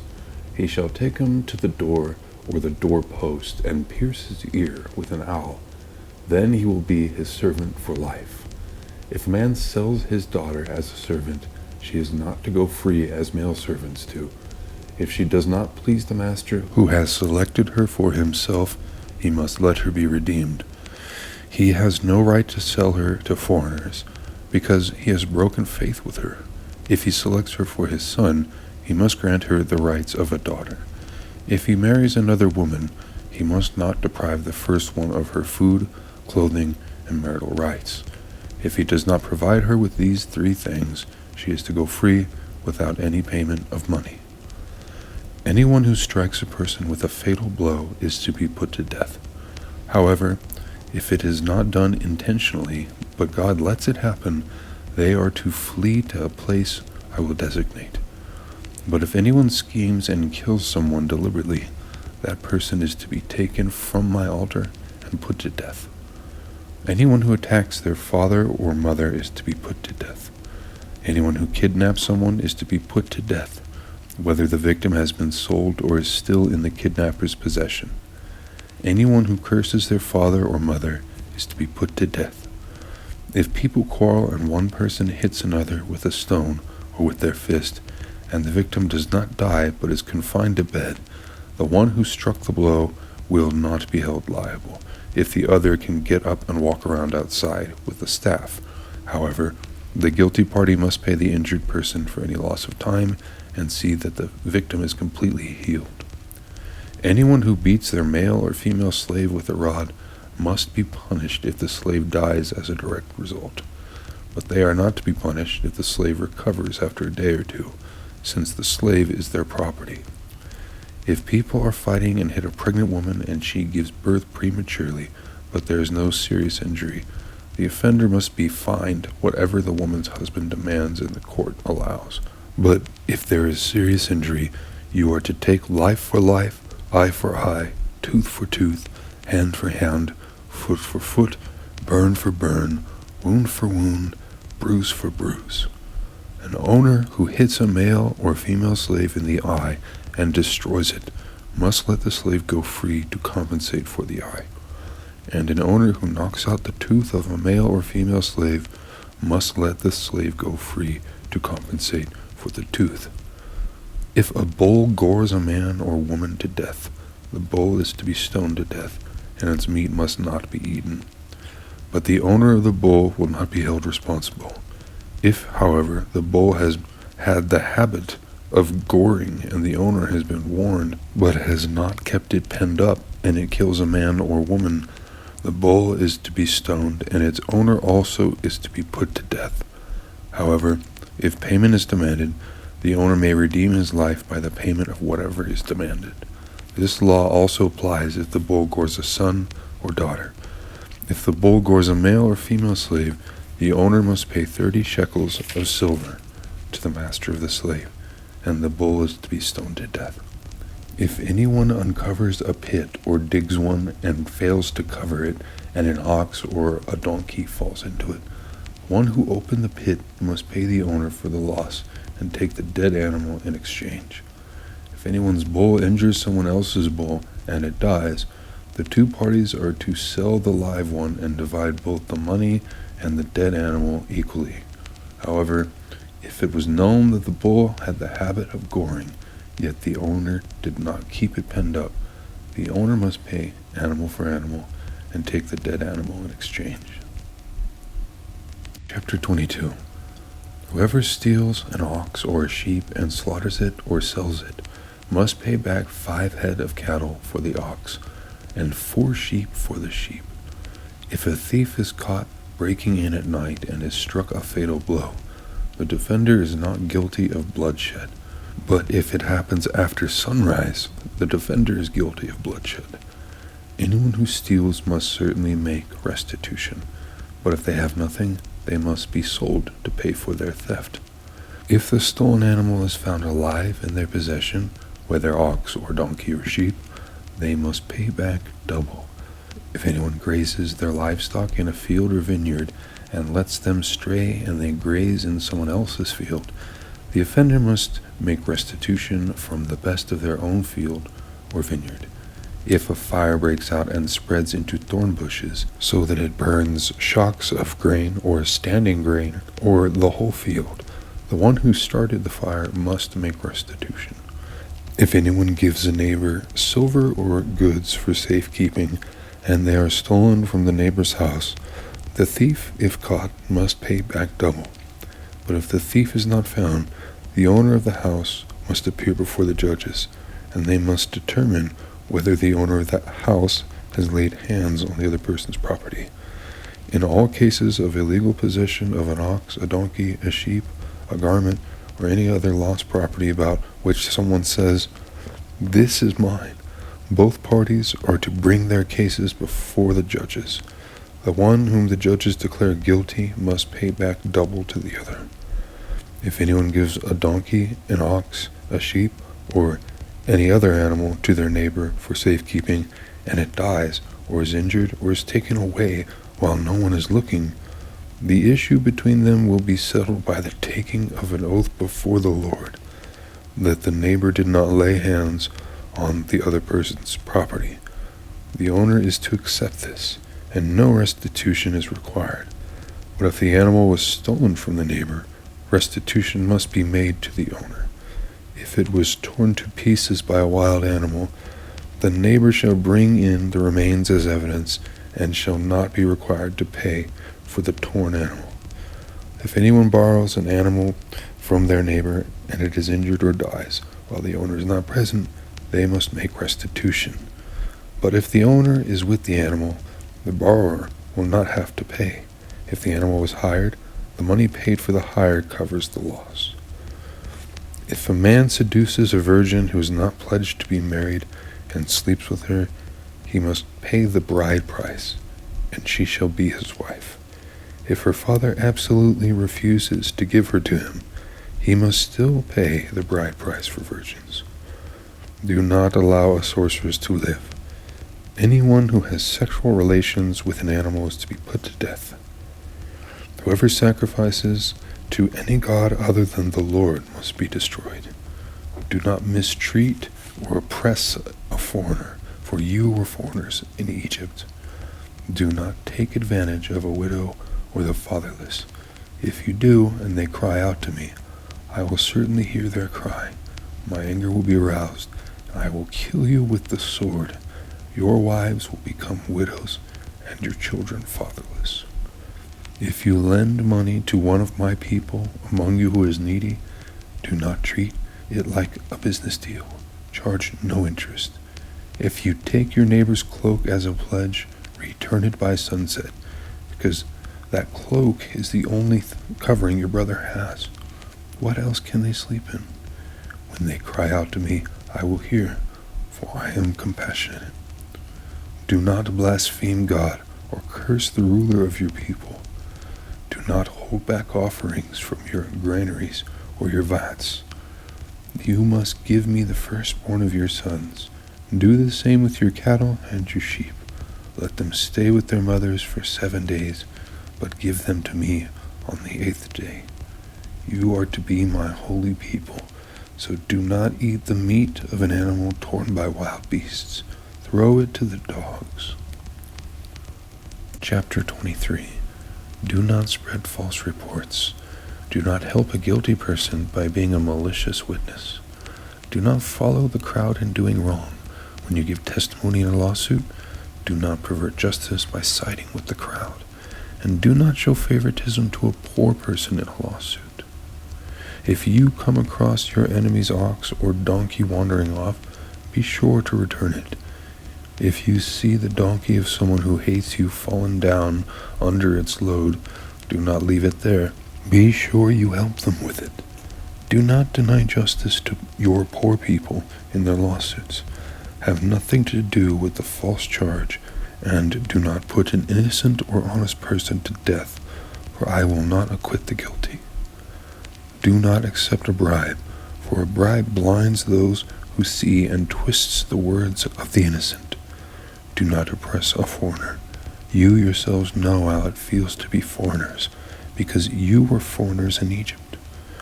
For 6 years you are to sow your fields and harvest the crops, but during the 7th year let the land lie unplowed and unused.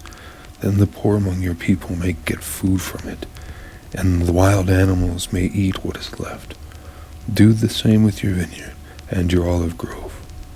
6 days do your work, but on the 7th day do not work, so that your ox and your donkey may rest, and so that the slave born in your household and the foreigner living among you may be refreshed.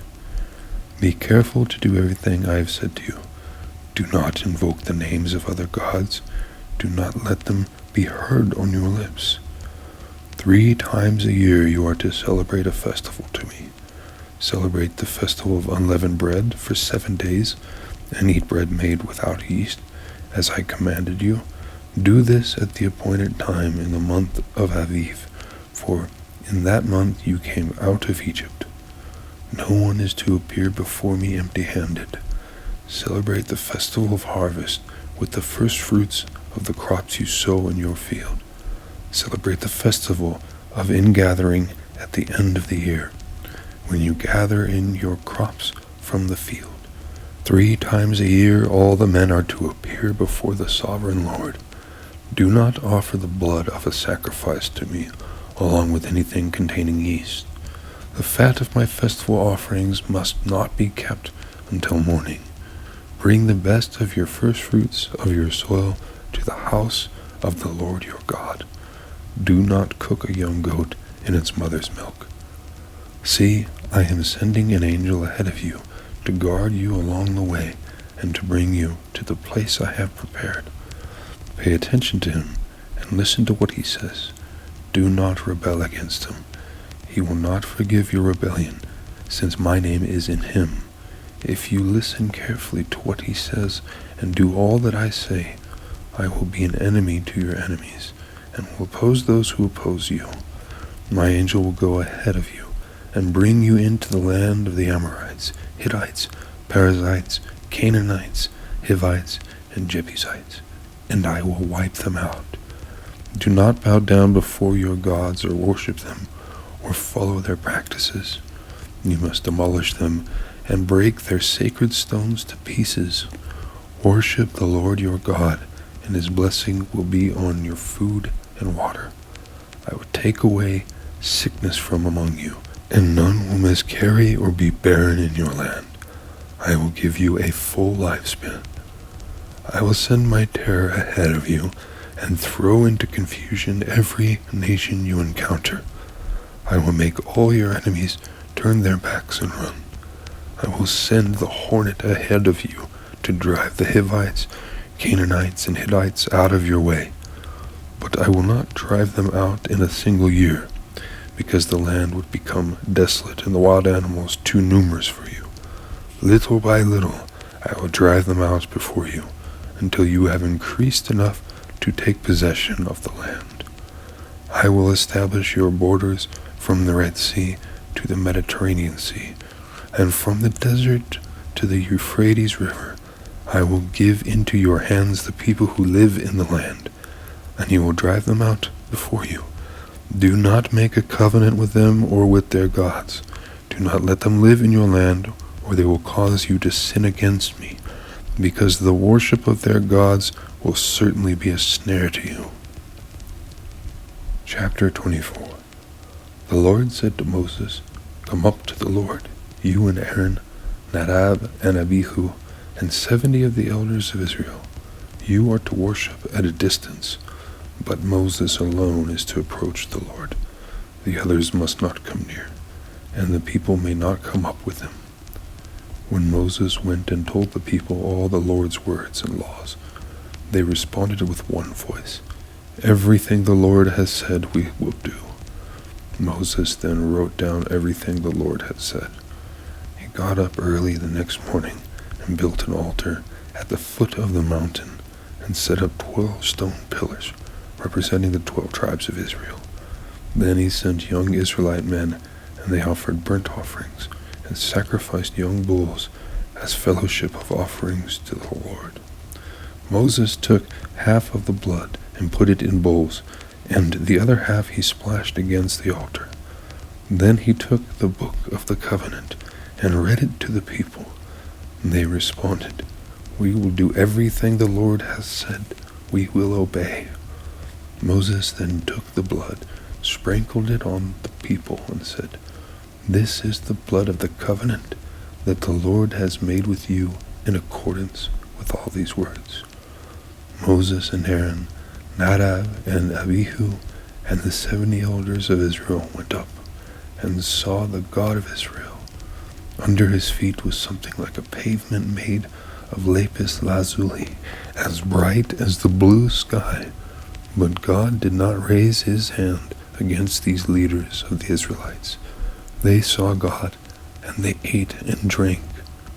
The Lord said to Moses, Come up to me on the mountain and stay here, and I will give you the tablets of stone with the law and commandments I have written for their instruction. Then Moses set out with Joshua his aide, and Moses went up on the mountain of God. He said to the elders, Wait here for us until we come back to you. Aaron and Hur are with you, and anyone involved in a dispute can go to them. When Moses went up on the mountain, the cloud covered it, and the glory of the Lord settled on Mount Sinai. For 6 days the cloud covered the mountain, and on the 7th day the Lord called to Moses from within the cloud. To the Israelites the glory of the Lord looked like a consuming fire on top of the mountain. Then Moses entered the cloud as he went on up the mountain, and he stayed on the mountain 40 days and 40 nights. Chapter 25. The Lord said to Moses, Tell the Israelites to bring me an offering. You are to receive the offering for me from everyone whose heart prompts them to give. These are the offerings you are to receive from them: gold, silver, and bronze, blue, purple, and scarlet yarn, and fine linen, goat hair, ram skins, dyed red, and another type of durable leather, acacia wood, olive oil for the light, spices for the anointing oil and for the fragrant incense, and onyx stones and other gems to be mounted on the ephod and breastpiece. Then take them, make a sanctuary for me, and I will dwell among them. Make this tabernacle and all its furnishings exactly like the pattern I will show you. Have them make an ark of acacia wood, 2.5 cubits long, 1.5 cubits wide, and 1.5 cubits high. Overlay it with pure gold, both inside and out, and make a gold mounting around it. Cast 4 gold rings for it, and fasten them to its 4 feet, with 2 rings on one side and 2 rings on the other. Then make poles of acacia wood, and overlay them with gold. Insert the poles into the rings on the sides of the ark to carry it. The poles are to remain in the rings of this ark. They are not to be removed. Then put in the ark the tablets of the covenant law which I will give you. Make an atonement cover of pure gold, 2.5 cubits long and 1.5 cubits wide, and make 2 cherubim out of hammered gold at the ends of the cover. Make 1 cherub on one end and the 2nd cherub on the other. Make the cherubim of one piece with the cover. At the 2 ends, the cherubim are to have their wings spread upward, overshadowing the cover with them. The cherubim are to face each other, looking toward the cover. Place the cover on top of the ark, and put in the ark the tablets of the covenant law that I will give you. There, above the cover between the 2 cherubim that are over the ark of the covenant law, I will meet with you and give you all my commands for the Israelites. Make a table of acacia wood, 2 cubits long, 1 cubit wide, and 1.5 cubits high. Overlay it with pure gold, and make a gold molding around it. Also make around it a rim a hand's breadth wide, and put a gold molding on the rim. Make 4 gold rings for the table, and fasten them to the 4 corners where the 4 legs are. The rings are to be close to the rim to hold the poles used in carrying the table. Make the poles of acacia wood, overlay them with gold, and carry the table with them. And make its plates and dishes of pure gold, as well as its pitchers and bowls for the pouring out of offerings. Put the bread of the presence on this table to be before me at all times. Make a lampstand of pure gold, hammer out its base shaft, and make its flower-like cups, buds, and blossoms of one piece with them. 6 branches are to extend from the sides of the lampstand, 3 on one side and 3 on the other. 3 cups shaped like almond flowers with buds and blossoms are to be on one branch, 3 on the next branch, and the same for all 6 branches extending from the lampstand. And on the lampstand there are to be 4 cups shaped like almond flowers with buds and blossoms. 1 bud shall be under the first pair of branches, extending from the lampstand, a 2nd bud under the 2nd pair, and a 3rd bud under the 3rd pair, 6 branches in all. The buds and branches shall all be of one piece with the lampstand, hammered out of pure gold. Then make its 7 lamps and set them up on it, so that they light the space in front of it. Its wick trimmers and trays are to be of pure gold. A talent of pure gold is to be used for the lampstand and all these accessories. See that you make them according to the pattern shown you on the mountain. Chapter 26. Make the tabernacle with 10 curtains of finely twisted linen and blue, purple, and scarlet yarn, with cherubim woven into them by a skilled worker. All the curtains are to be the same size, 28 cubits long and 4 cubits wide.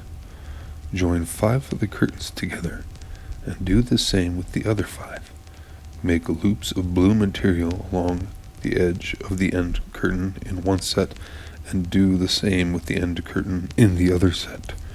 Make 50 loops on one curtain, and 50 loops on the end curtain of the other set, with the loops opposite each other. Then make 50 gold clasps, and use them to fasten the curtains together, so that the tabernacle is a unit. Make curtains of goat hair for the tent over the tabernacle, 11 altogether.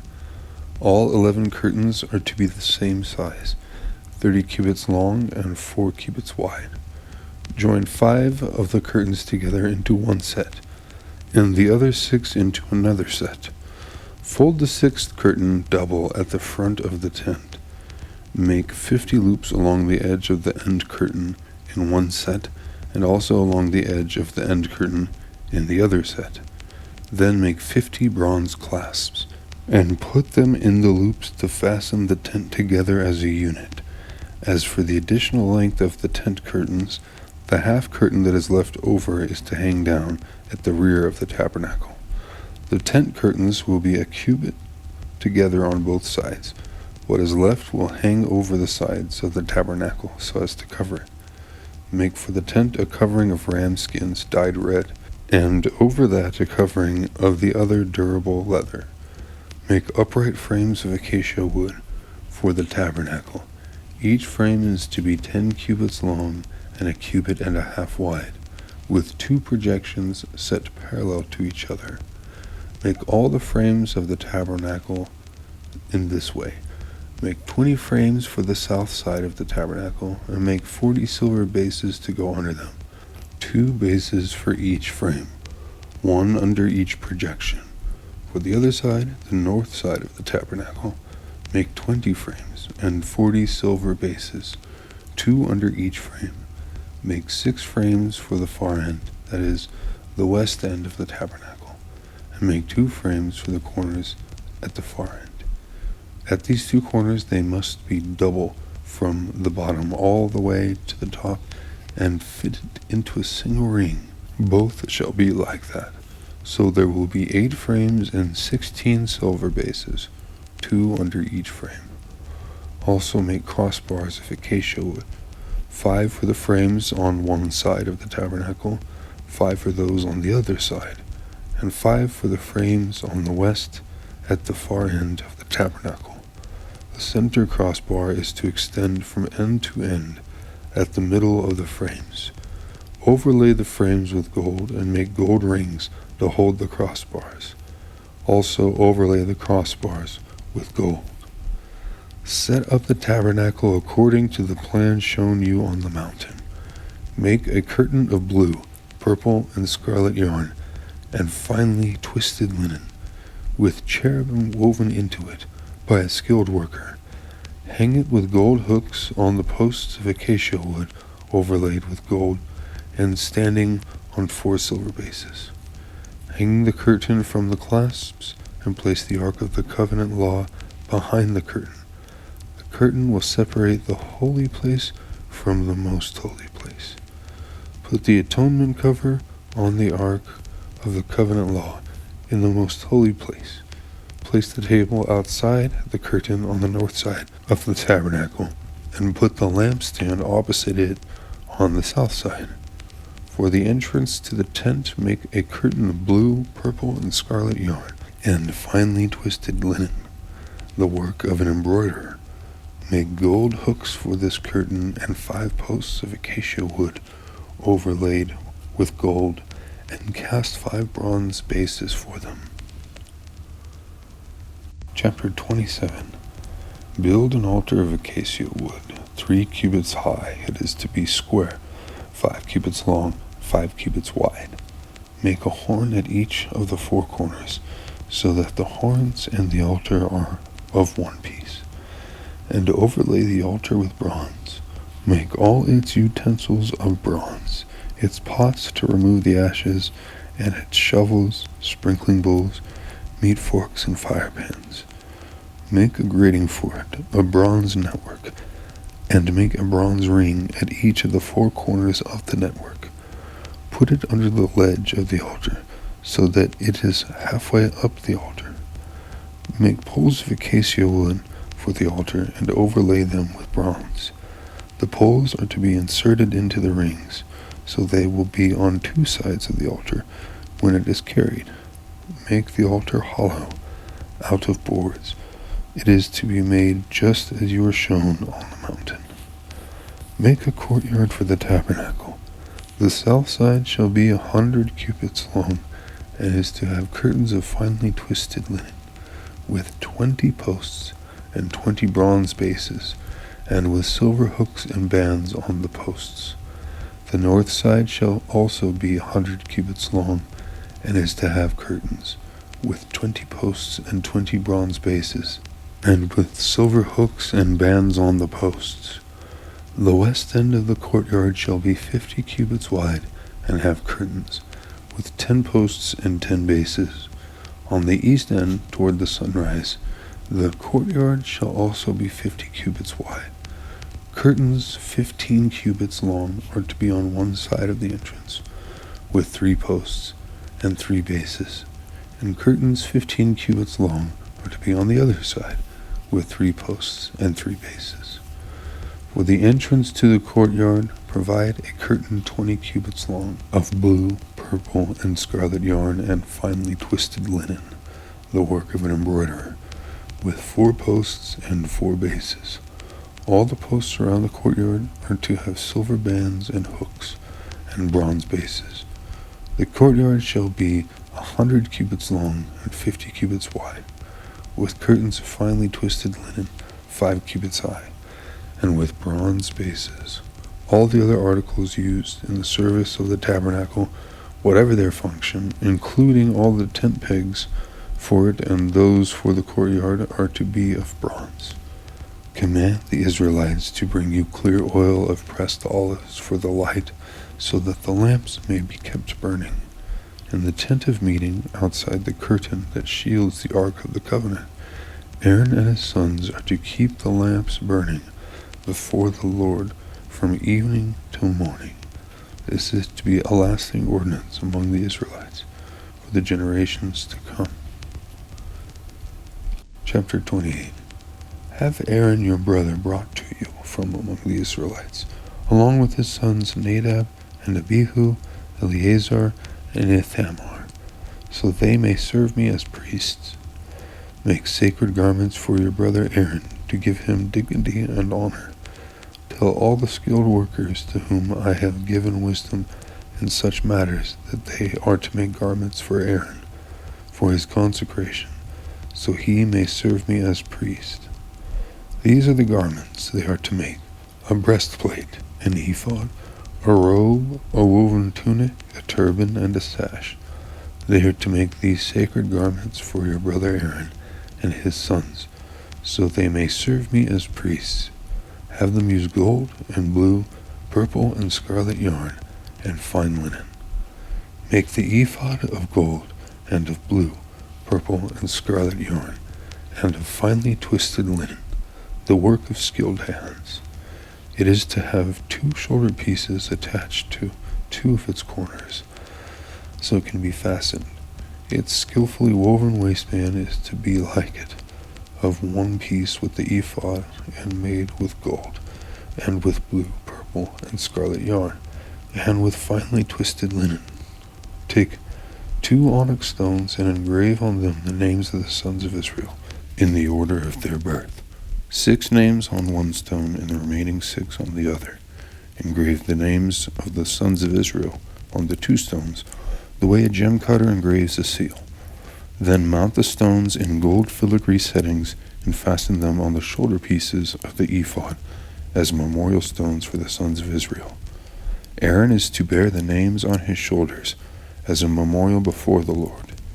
Make gold filigree settings and 2 braided chains of pure gold, like a rope, and attach the chains to the settings. Fashion a breastpiece for making decisions, the work of skilled hands. Make it like the ephod, of gold and blue, purple and scarlet yarn, and of finely twisted linen. It is to be square, a span long and a span wide, and folded double. Then mount 4 rows of precious stones on it. The first row shall be carnelian, chrysolite, and beryl. The second row shall be turquoise, lapis, lazuli, and emerald. The third row shall be jacinth, agate, and amethyst. The fourth row shall be topaz, onyx, and jasper. Mount them in gold filigree settings. There are to be 12 stones, 1 for each of the names of the sons of Israel, each engraved like a seal with the name of one of the 12 tribes. For the breastpiece, make braided chains of pure gold like a rope. Make 2 gold rings for it and fasten them to 2 corners of the breastpiece. Fasten the 2 gold chains to the rings at the corners of the breastpiece, and the other ends of the chains to the 2 settings, attaching them to the shoulder pieces of the ephod at the front. Make 2 gold rings and attach them to the other corners of the breastpiece, on the inside edge next to the ephod. Make 2 more gold rings and attach them to the bottom of the shoulder pieces on the front of the ephod, close to the seam just above the waistband of the ephod. The rings of the breastpiece are to be tied to the rings of the ephod with blue cord, connecting it to the waistband, so that the breastpiece will not swing out from the ephod. Whenever Aaron enters the holy place, he will bear the names of the sons of Israel over his heart on the breastpiece of decision as a continuing memorial before the Lord. Also put the Urim and the Thummim in the breastpiece, so they may be over Aaron's heart whenever he enters the presence of the Lord. Thus Aaron will always bear the means of making decisions for the Israelites over his heart before the Lord. Make the robe of the ephod entirely of blue cloth, with an opening for the head in its center. There shall be a woven edge like a collar around this opening, so that it will not tear. Make pomegranates of blue, purple, and scarlet yarn around the hem of the robe, with gold bells between them. The gold bells and the pomegranates are to alternate around the hem of the robe. Aaron must wear it when he ministers. The sound of the bells will be heard when he enters the holy place before the Lord, and when he comes out, so that he will not die. Make a plate of pure gold and engrave on it as a seal, holy to the Lord.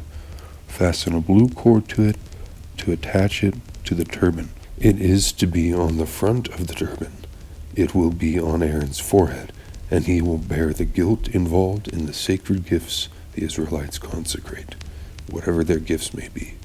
It will be on Aaron's forehead continually, so that they will be acceptable to the Lord.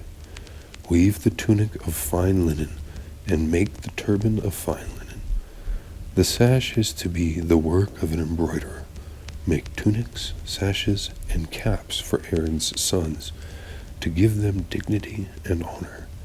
After you put these clothes on your brother Aaron and his sons, anoint and ordain them.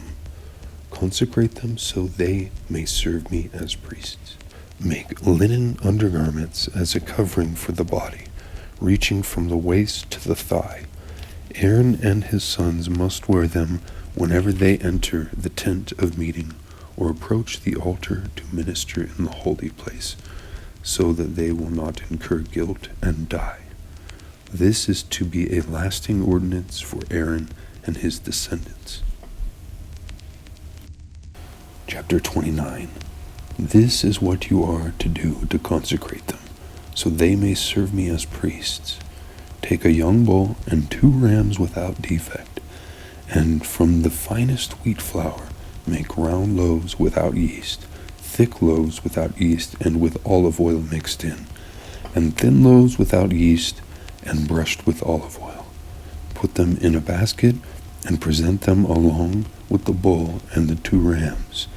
Then bring Aaron and his sons to the entrance to the tent of meeting, and wash them with water. Take the garments and dress Aaron with the tunic, the robe of the ephod itself, and the breastpiece. Fasten the ephod on him by its skillfully woven waistband. Put the turban on his head, and attach the sacred emblem to the turban.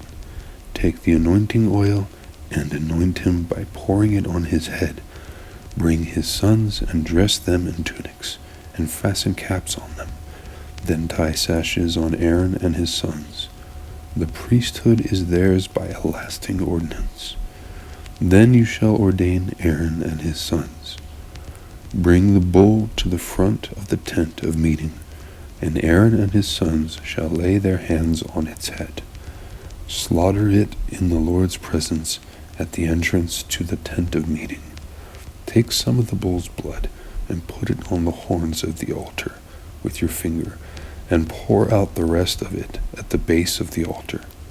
Then take all the fat on the internal organs, the long lobe of the liver, and both kidneys with the fat on them, and burn them on the altar. But burn the bull's flesh and its hide and its intestines outside the camp. It is a sin offering. Take one of the rams, and Aaron and his sons shall lay their hands on its head. Slaughter it, and take the blood and splash it against the sides of the altar. Cut the ram into pieces, and wash the internal organs and the legs, putting them with the head and the other pieces. Then burn the entire ram on the altar. It is a burnt offering to the Lord, a pleasing aroma, a food offering presented to the Lord. Take the other ram, and Aaron and his sons shall lay their hands on its head. Slaughter it. Take some of its blood and put it on the lobes of the right ears of Aaron and his sons, on the thumbs of their right hands, and on the big toes of their right feet. Then splash blood against the sides of the altar, and take some blood from the altar and some of the anointing oil, and sprinkle it on Aaron and his garments, and on his sons and their garments. Then he and his sons and their garments will be consecrated. Take from this ram the fat tail, the fat on the internal organs, the long lobe of the liver, both kidneys with the fat on them, and the right thigh. This is the ram for the ordination. For the basket of bread made without yeast, which is before the Lord, take 1 round loaf, 1 thick loaf with olive oil mixed in, and 1 thin loaf. Put all these in the hands of Aaron and his sons, and have them wave them before the Lord as a wave offering. Then take them from their hands and burn them on the altar, along with the burnt offering for a pleasing aroma to the Lord, a food offering presented to the Lord. After you take the breast of the ram for Aaron's ordination, wave it before the Lord as a wave offering, and it will be your share. Consecrate those parts of the ordination ram that belong to Aaron and his sons, the breast that was waved and the thigh that was presented. This is always to be the perpetual share from the Israelites for Aaron and his sons. It is the contribution the Israelites are to make to the Lord from their fellowship offerings. Aaron's sacred garments will belong to his descendants, so that they can be anointed and ordained in them. The son who succeeds him as priest and comes to the tent of meeting to minister in the holy place is to wear them 7 days. Take the ram for the ordination and cook the meat in a sacred place. At the entrance to the tent of meeting, Aaron and his sons are to eat the meat of the ram and the bread that is in the basket. They are to eat these offerings by which atonement was made for their ordination and consecration. But no one else may eat them, because they are sacred. And if any of the meat of the ordination ram or any bread is left over till morning, burn it up. It must not be eaten, because it is sacred. Do for Aaron and his sons everything I have commanded you, taking 7 days to ordain them.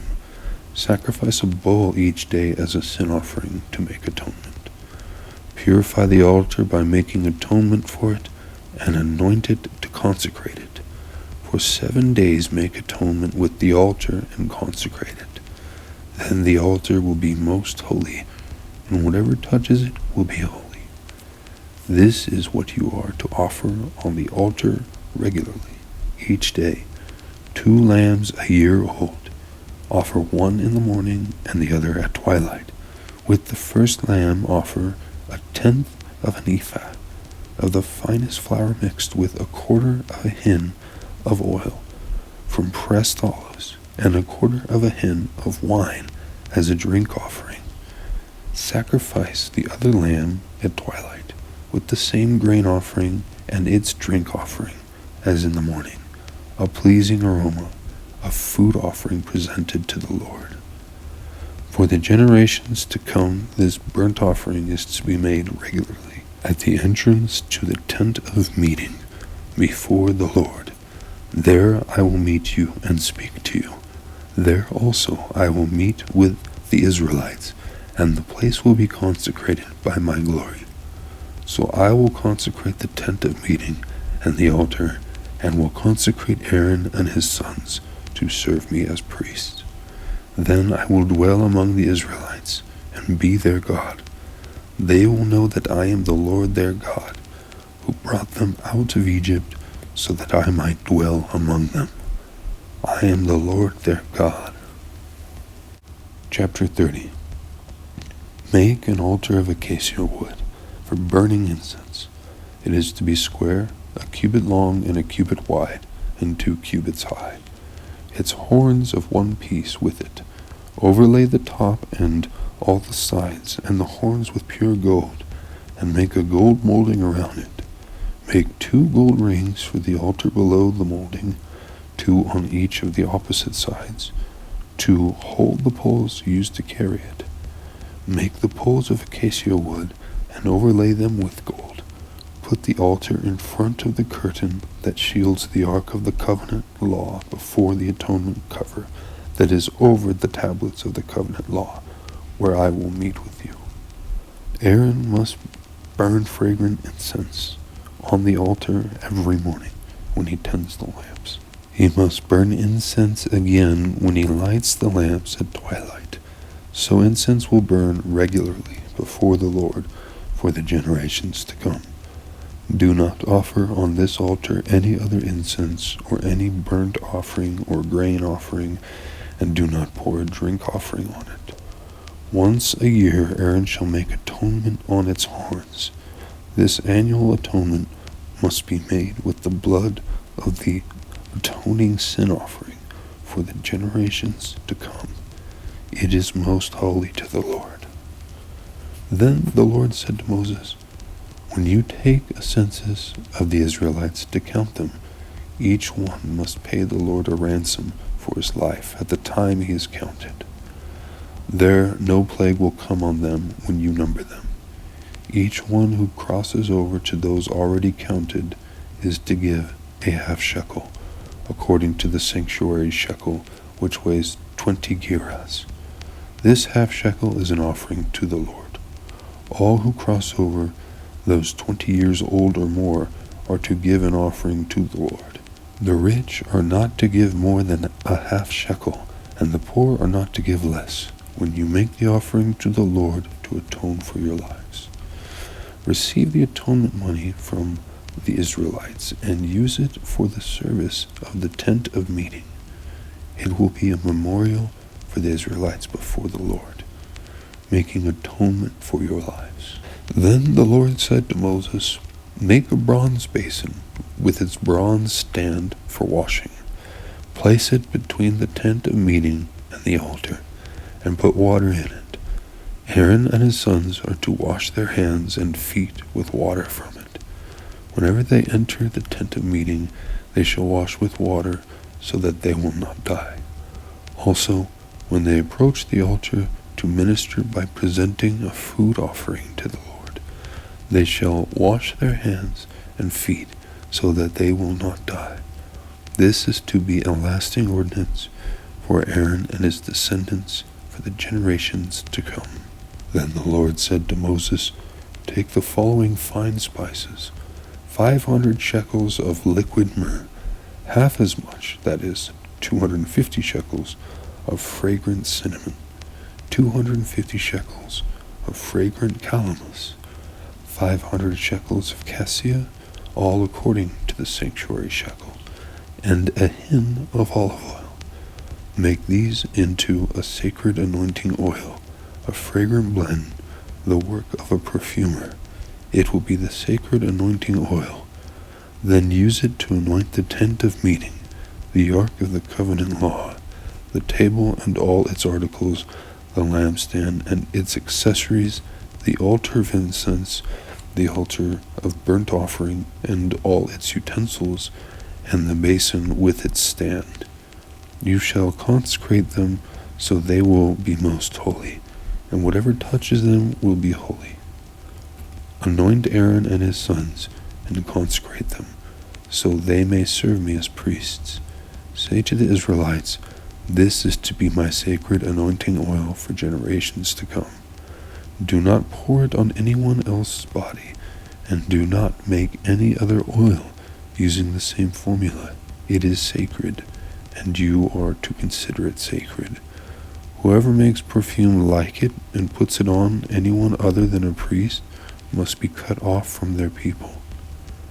Then the Lord said to Moses, take fragrant spices, gum resin, onycha, and galbanum, and pure frankincense, all in equal amounts, and make a fragrant blend of incense, the work of a perfumer. It is to be salted and pure and sacred. Grind some of it to powder and place it in front of the ark of the covenant law in the tent of meeting, where I will meet with you. It shall be most holy to you. Do not make any incense with this formula for yourselves. Consider it holy to the Lord. Whoever makes incense like it to enjoy its fragrance must be cut off from their people. Chapter 31. Then the Lord said to Moses, see, I have chosen Bezalel, son of Uri, the son of Hur, of the tribe of Judah, and I have filled him with the Spirit of God, with wisdom, with understanding, with knowledge, and with all kinds of skills, to make artistic designs for work in gold, silver, and bronze, to cut and set stones, to work in wood, and to engage in all kinds of crafts. Moreover, I have appointed Oholiab, son of Ahisamach, of the tribe of Dan, to help him. Also, I have given ability to all the skilled workers to make everything I have commanded you, the tent of meeting, the ark of the covenant law with the atonement cover on it, and all the other furnishings of the tent, the table and its articles, the pure gold lampstand and all its accessories, the altar of incense, the altar of burnt offering, and all its utensils, the basin with its stand, and also the woven garments, both the sacred garments for Aaron the priest, and the garments for his sons, when they serve as priests, and the anointing oil and fragrant incense for the holy place. They are to make them just as I commanded you. The Lord said to Moses, say to the Israelites, you must observe my Sabbaths. This will be a sign between me and you for the generations to come, so you may know that I am the Lord, who makes you holy. Observe the Sabbath, because it is holy to you. Anyone who desecrates it is to be put to death. Those who do any work on that day must be cut off from their people. For 6 days work is to be done, but the 7th day is a day of Sabbath rest, holy to the Lord. Whoever does any work on the Sabbath day is to be put to death. The Israelites are to observe the Sabbath, celebrating it for the generations to come as a lasting covenant. It will be a sign between me and the Israelites forever, for in 6 days the Lord made the heavens and the earth, and on the 7th day he rested and was refreshed. When the Lord finished speaking to Moses on Mount Sinai, he gave him the 2 tablets of the covenant law, the tablets of stone inscribed by the finger of God. Chapter 32. When the people saw that Moses was so long in coming down from the mountain, they gathered around Aaron and said, come, make us gods, who will go before us. As for this fellow Moses who brought us out of Egypt, we don't know what has happened to him. Aaron answered them, take off the gold earrings that your wives, your sons, and your daughters are wearing, and bring them to me. So all the people took off their earrings and brought them to Aaron. He took what they handed him and made it into an idol cast in the shape of a calf, fashioning it with a tool. Then they said, "These are your gods, Israel, who brought you up out of Egypt." When Aaron saw this, he built an altar in front of the calf and announced, "Tomorrow there will be a festival to the Lord." So the next day the people rose early and sacrificed burnt offerings and presented fellowship offerings. Afterward they sat down to eat and drink and got up to indulge in revelry. Then the Lord said to Moses, "Go down, because your people whom you brought up out of Egypt have become corrupt. They have been quick to turn away from what I commanded them, and have made themselves an idol cast in the shape of a calf. They have bowed down to it and sacrificed to it, and have said, 'These are your gods, Israel, who brought you up out of Egypt.' I have seen these people," the Lord said to Moses, "and they are a stiff-necked people. Now leave me alone, so that my anger may burn against them, and that I may destroy them. Then I will make you into a great nation." But Moses sought the favor of the Lord his God. "Lord," he said, "why should your anger burn against your people, whom you brought out of Egypt with great power and a mighty hand? Why should the Egyptians say, 'It was with evil intent that he brought them out, to kill them in the mountains and to wipe them off the face of the earth'? Turn from your fierce anger, relent, and do not bring disaster on your people. Remember your servants Abraham, Isaac, and Israel, to whom you swore by your own self, 'I will make your descendants as numerous as the stars in the sky, and I will give your descendants all this land I promised them, and it will be their inheritance forever.' Then the Lord relented and did not bring on his people the disaster he had threatened. Moses turned and went down the mountain with the 2 tablets of the covenant law in his hands. They were inscribed on both sides, front and back. The tablets were the work of God. The writing was the writing of God, engraved on these tablets. When Joshua heard the noise of the people shouting, he said to Moses, "There is the sound of war in the camp." Moses replied, "It is not the sound of victory. It is the sound of defeat. It is the sound of singing that I hear." When Moses approached the camp and saw the calf and the dancing, his anger burned, and he threw the tablets out of his hands, breaking them to pieces at the foot of the mountain. And he took the calf the people had made and burned it in the fire. Then he ground it to powder, scattered it on the water, and made the Israelites drink it. He said to Aaron, "What did these people do to you, that you led them into such great sin?" "Do not be angry, my lord," Aaron answered. "You know how prone these people are to evil. They said to me, 'Make us gods who will go before us.' As for this fellow Moses, who brought us up out of Egypt, we don't know what has happened to him." So I told them, "Whoever has any gold jewelry, take it off." Then they gave me the gold, and I threw it into the fire, and out came this calf. Moses saw that the people were running wild, and that Aaron had let them get out of control, and so became a laughingstock to their enemies. So he stood at the entrance to the camp and said, "Whoever is for the Lord, come to me." And all the Levites rallied to him. Then he said to them, "This is what the Lord, the God of Israel, says. Each man strap a sword to his side. Go back and forth through the camp, from one end to the other, each killing his brother and friend and neighbor." The Levites did as Moses commanded, and that day about 3,000 of the people died. Then Moses said, "You have been set apart to the Lord today, for you were against your own sons and brothers, and he has blessed you this day." The next day Moses said to the people, You have committed a great sin, but now I will go up to the Lord. Perhaps I can make atonement for your sin." So Moses went back to the Lord and said, "Oh, what a great sin these people have committed. They have made themselves gods of gold. But now, please forgive their sin. But if not, then blot me out of the book you have written." The Lord replied to Moses, "Whoever has sinned against me, I will blot out of my book. Now go, lead the people to the place I spoke of, and my angel will go before you. However, when the time comes for me to punish, I will punish them for their sin."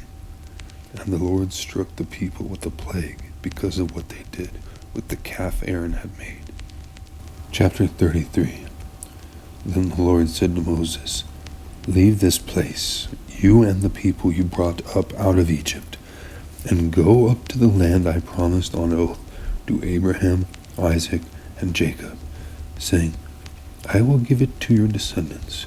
I will send an angel before you and drive out the Canaanites, Amorites, Hittites, Perizzites, Hivites, and Jebusites. Go up to the land flowing with milk and honey. But I will not go with you, because you are a stiff-necked people, and I might destroy you on the way.'" When the people heard these distressing words, they began to mourn, and no one put on any ornaments. For the Lord had said to Moses, "Tell the Israelites, you are a stiff-necked people. If I were to go with you, even for a moment, I might destroy you. Now take off your ornaments, and I will decide what to do with you." So the Israelites stripped off their ornaments at Mount Horeb. Now Moses used to take a tent and pitch it outside the camp some distance away, calling it the tent of meeting.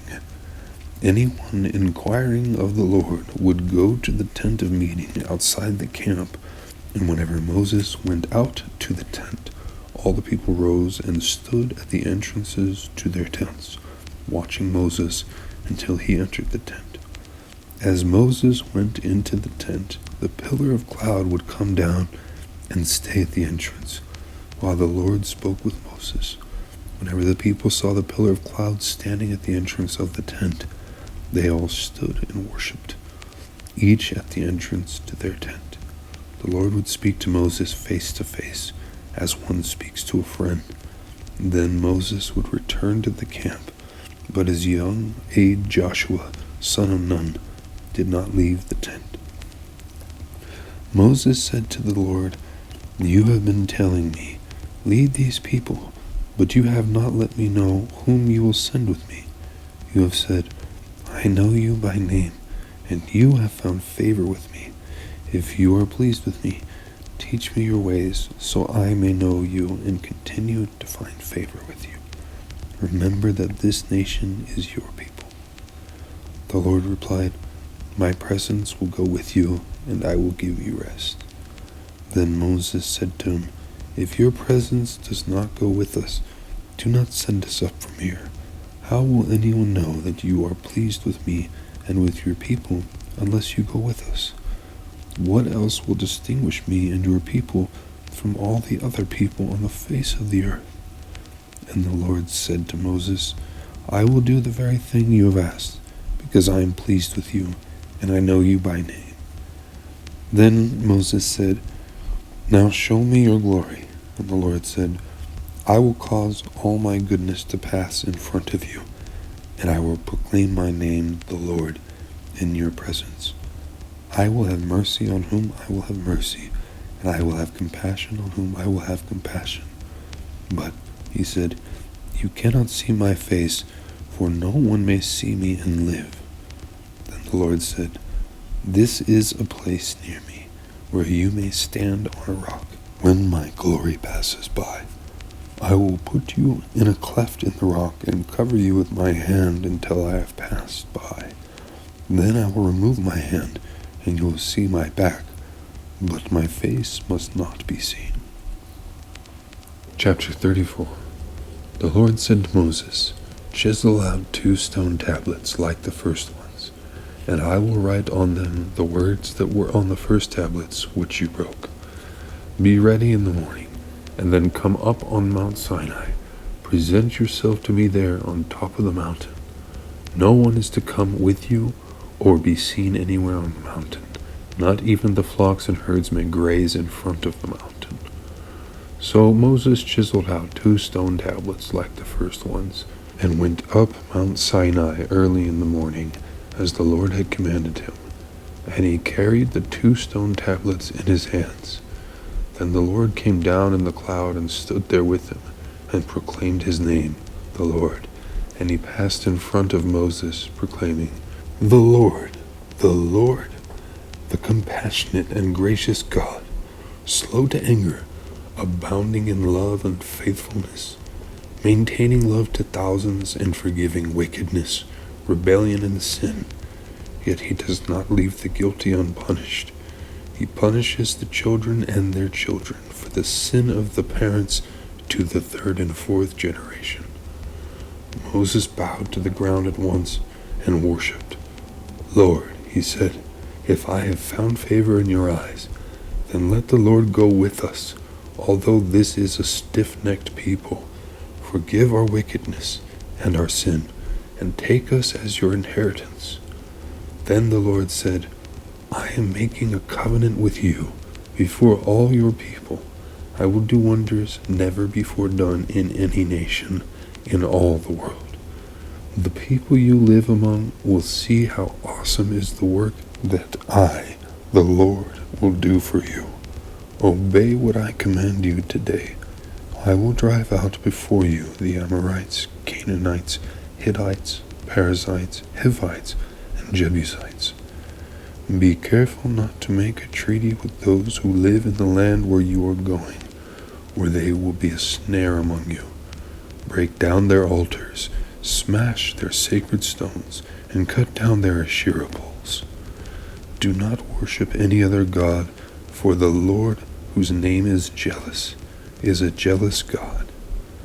Be careful not to make a treaty with those who live in the land, for when they prostitute themselves to their gods and sacrifice to them, they will invite you and you will eat their sacrifices. And when you choose some of their daughters as wives for your sons, and those daughters prostitute themselves to their gods, they will lead your sons to do the same. Do not make any idols. Celebrate the festival of unleavened bread. For 7 days eat bread made without yeast, as I commanded you. Do this at the appointed time in the month of Aviv, for in that month you came out of Egypt. The first offspring of every womb belongs to me, including all the firstborn males of your livestock, whether from herd or flock. Redeem the firstborn donkey with the lamb, but if you do not redeem it, break its neck. Redeem all your firstborn sons. No one is to appear before me empty-handed. 6 days you shall labor, but on the 7th day you shall rest. Even during the plowing season and harvest you must rest. Celebrate the festival of weeks with the first fruits of the wheat harvest, and the festival of ingathering at the turn of the year. 3 times a year all your men are to appear before the sovereign Lord, the God of Israel. I will drive out nations before you and enlarge your territory, and no one will covet your land when you go up 3 times each year to appear before the Lord your God. Do not offer the blood of a sacrifice to me along with anything containing yeast, and do not let any of the sacrifice from the Passover festival remain until morning. Bring the best of the first fruits of your soil to the house of the Lord your God. Do not cook a young goat in its mother's milk. Then the Lord said to Moses, Write down these words, for in accordance with these words I have made a covenant with you and with Israel. Moses was there with the Lord 40 days and 40 nights without eating bread or drinking water. And he wrote on the tablets the words of the covenant, the 10 Commandments. When When Moses came down from Mount Sinai with the 2 tablets of the covenant law in his hands, he was not aware that his face was radiant, because he had spoken with the Lord. When Aaron and all the Israelites saw Moses, his face was radiant, and they were afraid to come near him. But Moses called to them. So Aaron and all the leaders of the community came back to him, and he spoke to them. Afterward, all the Israelites came near him, and he gave them all the commands the Lord had given him on Mount Sinai. When Moses finished speaking to them, he put a veil over his face. But whenever he entered the Lord's presence to speak with them, he removed the veil until he came out. And when he came out and told the Israelites what he had been commanded, they saw that his face was radiant. Then Moses would put the veil back over his face until he went in to speak with the Lord. Chapter 35. Moses assembled the whole Israelite community and said to them, "These are the things the Lord has commanded you to do. For 6 days work is to be done, but the 7th day shall be your holy day, a day of Sabbath rest to the Lord. Whoever does any work on it is to be put to death. Do not light a fire in any of your dwellings on the Sabbath day." Moses said to the whole Israelite community, "This is what the Lord has commanded. From what you have, take an offering for the Lord. Everyone who is willing to bring to the Lord an offering of gold, silver, and bronze, blue, purple, and scarlet yarn, and fine linen, goat hair, ram skins dyed red, and another type of durable leather, acacia wood, olive oil for the light, spices for the anointing oil and for the fragrant incense, and onyx stones and other gems to be mounted on the ephod and breastpiece. All who are skilled among you are to come and make everything the Lord has commanded: the tabernacle with its tent and its covering, clasps, frames, crossbars, posts and bases, the ark with its poles and the atonement cover and the curtain that shields it, the table with its poles and all its articles, and the bread of the presence, the lampstand that is for light with its accessories, lamps and oil for the light, the altar of incense with its poles, the anointing oil and the fragrant incense, the curtain for the doorway at the entrance to the tabernacle, the altar of burnt offering with its bronze grating, its poles, and all its utensils, the bronze basin with its stand, the curtains of the courtyard with its posts and bases, and the curtain for the entrance to the courtyard, the tent pegs for the tabernacle and for the courtyard and their ropes, the woven garments worn for ministering in the sanctuary, both the sacred garment for Aaron the priest and the garments for his sons when they serve as priests. Then the whole Israelite community withdrew from Moses' presence, and everyone who was willing and whose heart moved them came and brought an offering to the Lord for the work on the tent of meeting, for all its service, and for the sacred garments. All who were willing, men and women alike, came and brought gold jewelry of all kinds, brooches, earrings, rings, and ornaments. They all presented their gold as a wave offering to the Lord. Everyone who had blue, purple, or scarlet yarn, or fine linen, or goat hair, ram skins dyed red, or the other durable leather, brought them. Those presenting an offering of silver or bronze brought it as an offering to the Lord. And everyone who had acacia wood for any part of the work brought it. Every skilled woman spun her hands and brought what she had spun, blue, purple, and scarlet yarn or fine linen. And all the women who were willing and had the skill spun the goat hair. The leaders brought onyx stones and other gems to be mounted on the ephod and breastpiece. They also brought spices and olive oil for the light and for the anointing oil and for the fragrant incense. All the Israelite men and women who were willing brought to the Lord free will offerings for all the work the Lord, through Moses, had commanded them to do. Then Moses said to the Israelites, "See, the Lord has chosen Bezalel, son of Uri, the son of Hur, of the tribe of Judah, and he has filled him with the Spirit of God, with wisdom, with understanding, with knowledge, and with all kinds of skills, to make artistic designs for work in gold, silver, and bronze, to cut and set stones, to work in wood, and to engage in all kinds of artistic crafts.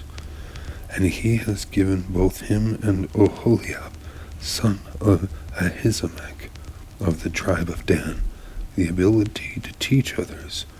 He has filled them with skill to do all kinds of work as engravers, designers, embroiderers in blue, purple, and scarlet yarn, and fine linen, and weavers, all of them skilled workers and designers."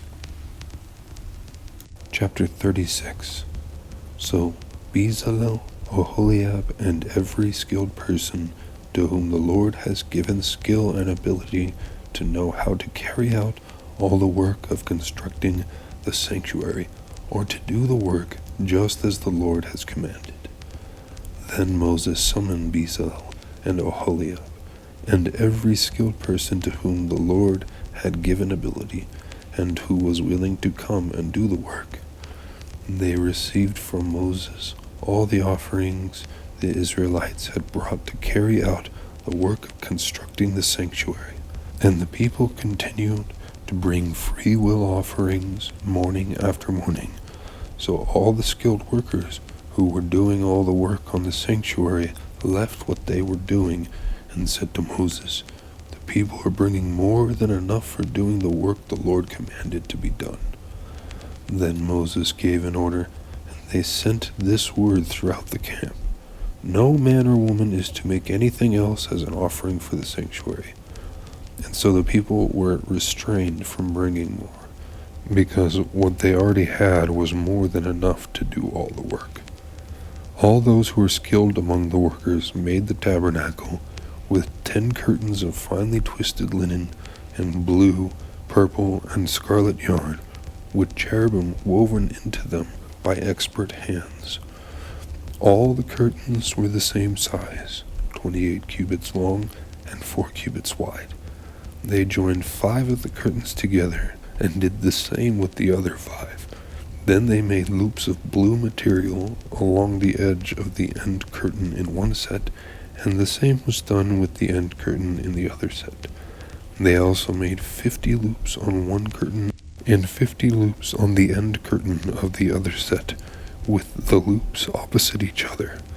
Then they made 50 gold clasps and used them to fasten the 2 sets of curtains together, so that the tabernacle was a unit. They made curtains of goat hair for the tent over the tabernacle, 11 altogether. All 11 curtains were the same size, 30 cubits long and 4 cubits wide. They joined 5 of the curtains into one set, and the other 6 into another set. Then they made 50 loops along the edge of the end curtain in one set, and also along the end curtain in the other set. They made 50 bronze clasps to fasten the tent together as a unit. Then they made for the tent a covering of ram skins dyed red, and over that a covering of the other durable leather. They made upright frames of acacia wood for the tabernacle. Each frame was 10 cubits long and 1.5 cubits wide, with 2 projections set parallel to each other. They made all the frames of the tabernacle in this way. They made 20 frames for the south side of the tabernacle, and made 40 silver bases to go under them. 2 bases for each frame, one under each projection. For the other side, the north side of the tabernacle, they made 20 frames, and 40 silver bases, 2 under each frame. They made 6 frames for the far end, that is, the west end of the tabernacle, and 2 frames were made for the 2 corners of the tabernacle at the far end. At these two corners the frames were double from the bottom all the way to the top, and fitted into a single ring. Both were made alike, so there were 8 frames and 16 silver bases, 2 under each frame. They also made crossbars of acacia wood, 5 for the frames on one side of the tabernacle, 5 for those on the other side, and 5 for the frames on the west, at the far end of the tabernacle. They made the center crossbar so that it extended from end to end at the middle of the frames. They overlaid the frames with gold and made gold rings to hold the crossbars. They also overlaid the crossbars with gold. They made the curtain of blue, purple, and scarlet yarn and finely twisted linen, with cherubim woven into it by a skilled worker. They made 4 posts of acacia wood for it, and overlaid them with gold. They made gold hooks for them, and cast their 4 silver bases. For the entrance to the tent they made a curtain of blue, purple, and scarlet yarn, and finely twisted linen, the work of an embroiderer, and they made 5 posts with hooks for them.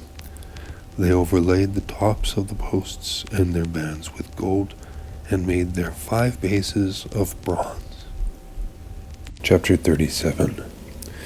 Bezalel made the ark out of acacia wood, 2.5 cubits long, 1.5 cubits wide, and 1.5 cubits high. He overlaid it with pure gold, both inside and out, and made a gold molding around it. He cast 4 gold rings for it, and fastened them to its 4 feet, with 2 rings on one side and 2 rings on the other. Then he made poles of acacia wood, and overlaid them with gold. And he inserted the poles into the rings on the sides of the ark to carry it. He made the atonement cover of pure gold, 2.5 cubits long and 1.5 cubits wide. Then he made 2 cherubim out of hammered gold at the ends of the cover. He made 1 cherub on one end and the second cherub on the other. At the 2 ends he made them of one piece with the cover. The cherubim had their wings spread upward, overshadowing the cover with them. The cherubim faced each other, looking toward the cover. They made the table of acacia wood, 2 cubits long, 1 cubit wide, and 1.5 cubits high. Then they overlaid it with pure gold, and made a gold molding around it. They also made around it a rim a handbreadth wide, and put a gold molding on the rim.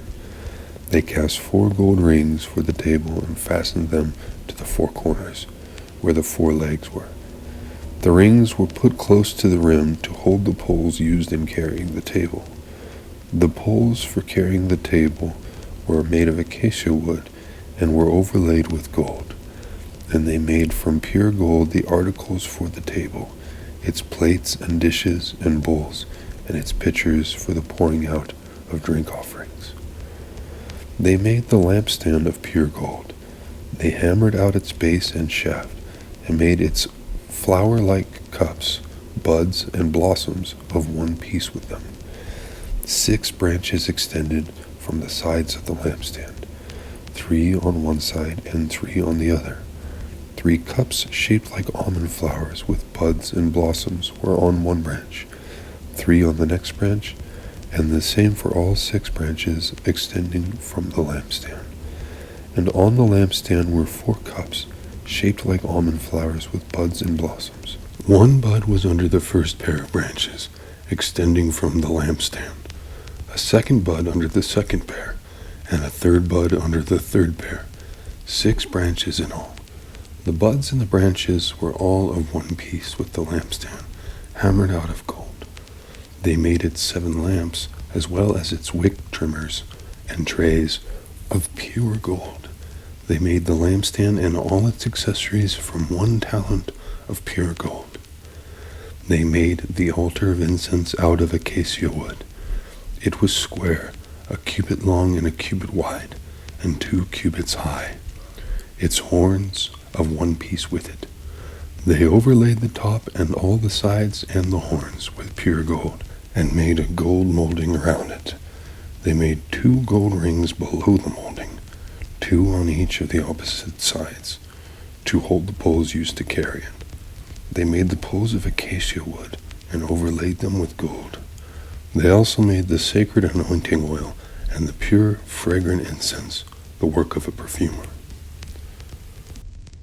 Chapter 38. They built the altar of burnt offering of acacia wood 3 cubits high. It was square, 5 cubits long, and 5 cubits wide. They made a horn at each of the 4 corners, so that the horns and the altar were of one piece, and they overlaid the altar with bronze. They made all its utensils of bronze, its pots, shovels, sprinkling bowls, meat forks, and fire pans. They made a grating for the altar, a bronze network to be under its ledge, halfway up the altar. They cast bronze rings to hold the poles for the 4 corners of the bronze grating. They made the poles of acacia wood and overlaid them with bronze. They inserted the poles into the rings so they would be on the sides of the altar for carrying it. And they made it hollow out of boards. They made the bronze basin and its bronze stand from the mirrors of the women who served at the entrance to the tent of meeting. Next, they made the courtyard. The south side was 100 cubits long and had curtains of finely twisted linen, with 20 posts and 20 bronze bases, and with silver hooks and bands on the posts. The north side was also 100 cubits long, and had 20 posts and 20 bronze bases, with silver hooks and bands on the posts. The west end was 50 cubits wide, and had curtains with 10 posts and 10 bases, with silver hooks and bands on the posts. The east end toward the sunrise was also 50 cubits wide. Curtains 15 cubits long were on one side of the entrance, with 3 posts and 3 bases, and curtains 15 cubits long were on the other side of the entrance to the courtyard, with 3 posts and 3 bases. All the curtains around the courtyard were of finely twisted linen. The bases for the posts were bronze. The hooks and bands on the posts were silver, and their tops were overlaid with silver.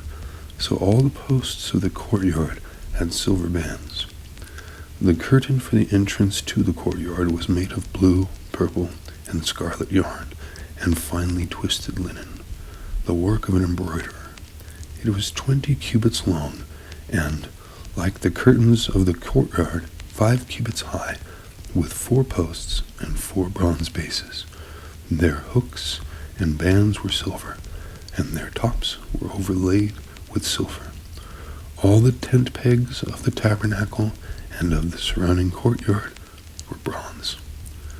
These are the amounts of the materials used for the tabernacle of the covenant law, which were recorded at Moses' command by the Levites under the direction of Ithamar, son of Aaron, the priest, Bezalel, son of Uri, the son of Hur, of the tribe of Judah, made everything the Lord commanded Moses.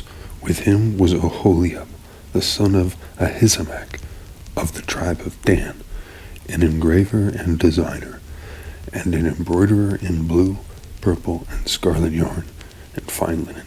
The total amount of the gold from the wave offering used for all the work on the sanctuary was 29 talents, and 730 shekels, according to the sanctuary shekel.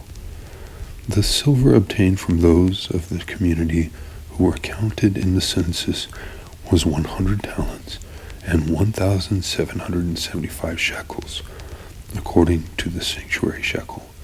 1 beka per person, that is, half a shekel, according to the sanctuary shekel, from everyone who had crossed over to those counted 20 years old or more, a total of 603,550 men. The 100 talents of silver were used to cast the bases for the sanctuary and for the curtain. 100 bases from the 100 talents, 1 talent for each base. They used the 1,775 shekels to make the hooks for the posts, to overlay the tops of the posts, and to make their bands. The bronze from the wave offering was 70 talents, and 2,400 shekels.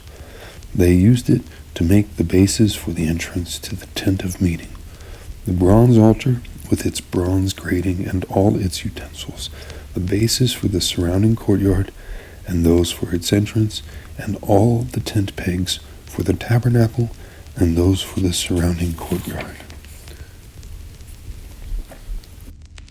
Chapter 39. From the blue, purple, and scarlet yarn, they made woven garments for ministering in the sanctuary. They also made sacred garments for Aaron, as the Lord commanded Moses.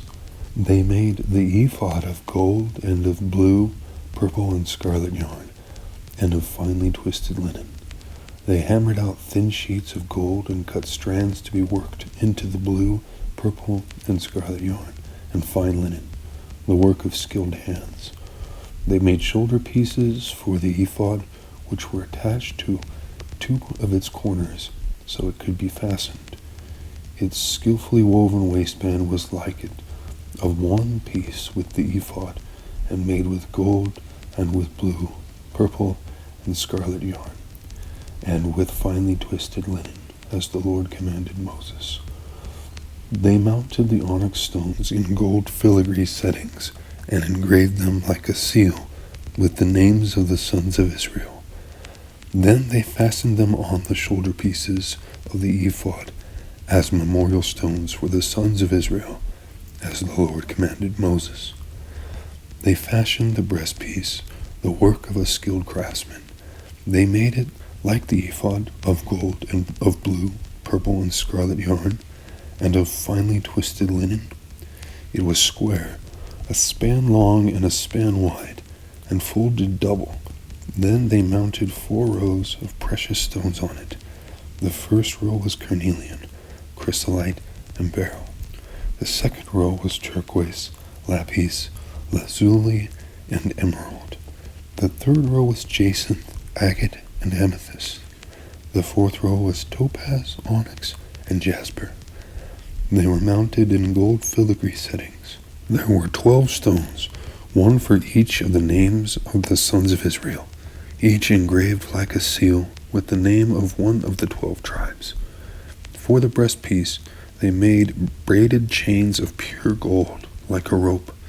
They made 2 gold filigree settings and 2 gold rings, and fastened the rings to 2 of the corners of the breastpiece. They fastened the 2 gold chains to the rings at the corners of the breastpiece, and the other ends of the chains to the 2 settings, attaching them to the shoulder pieces of the ephod at the front. They made 2 gold rings and attached them to the other corners of the breastpiece, on the inside edge next to the ephod. Then they made 2 more gold rings and attached them to the bottom of the shoulder pieces on the front of the ephod, close to the seam just above the waistband of the ephod. They tied the rings of the breastpiece to the rings of the ephod with blue cord connecting it to the waistband, so that the breastpiece would not swing out from the ephod, as the Lord commanded Moses. They made the robe of the ephod entirely of blue cloth, the work of a weaver, with an opening in the center of the robe, like the opening of a collar, and a band around this opening, so that it would not tear. They made pomegranates of blue, purple, and scarlet yarn, and finely twisted linen around the hem of the robe. And they made bells of pure gold, and attached them around the hem between the pomegranates. The bells and pomegranates alternated around the hem of the robe, to be worn for ministering, as the Lord commanded Moses. For Aaron and his sons they made tunics of fine linen, the work of a weaver, and the turban of fine linen, the linen caps and the undergarments of finely twisted linen. The sash was made of finely twisted linen, and blue, purple, and scarlet yarn, the work of an embroiderer, as the Lord commanded Moses. They made the plate, the sacred emblem, out of pure gold, and engraved on it, like an inscription on a seal, "Holy to the Lord." Then they fastened a blue cord to it, to attach it to the turban, as the Lord commanded Moses.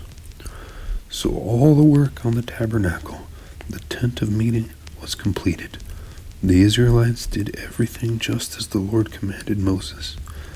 Then they brought the tabernacle to Moses, the tent and all its bases, the covering of ram skins dyed red, and the covering of another durable leather, and the shielding curtain, the ark of the covenant law with its poles, and the atonement cover, the table with all its articles, and the bread of the presence, the pure gold lampstand with its row of lamps, and all its accessories, and the olive oil for the light, the gold altar, the anointing oil, the fragrant incense, and the curtain for the entrance to the tent, the bronze altar with its bronze grating, its poles and all its utensils, the basin with its stand, the curtains of the courtyard with its posts and bases, and the curtain for the entrance to the courtyard, the ropes and tent pegs for the courtyard, all the furnishings for the tabernacle,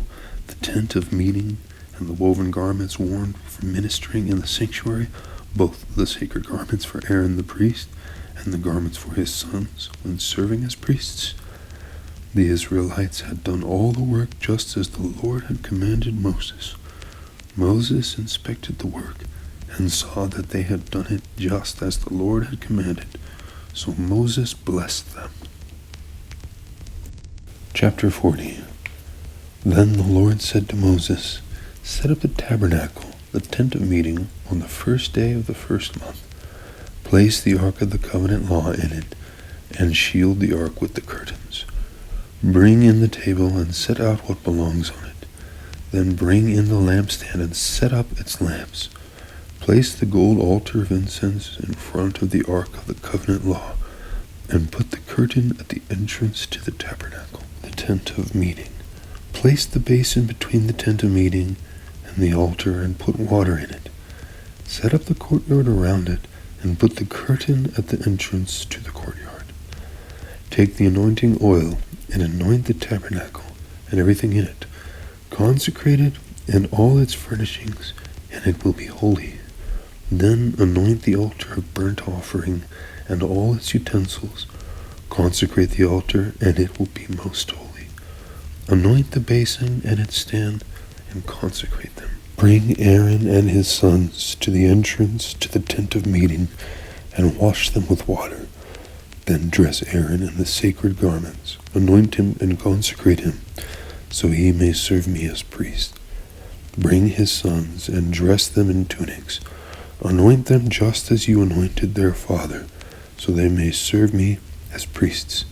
Their anointing will be to a priesthood that will continue throughout their generations." Moses did everything just as the Lord commanded him.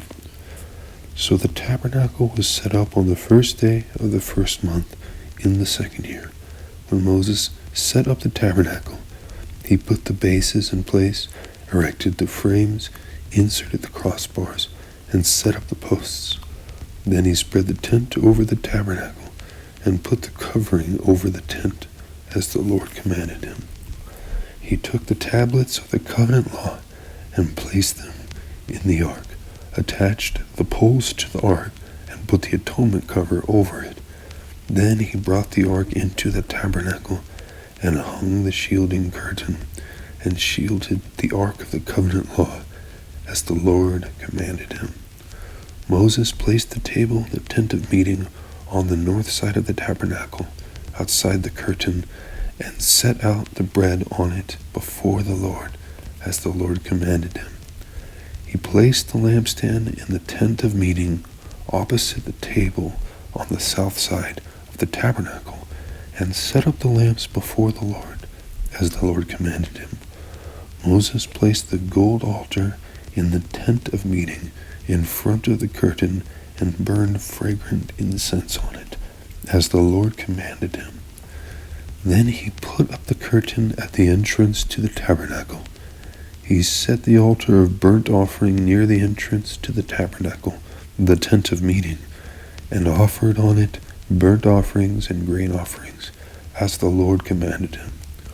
He placed the basin between the tent of meeting and the altar, and put water in it for washing.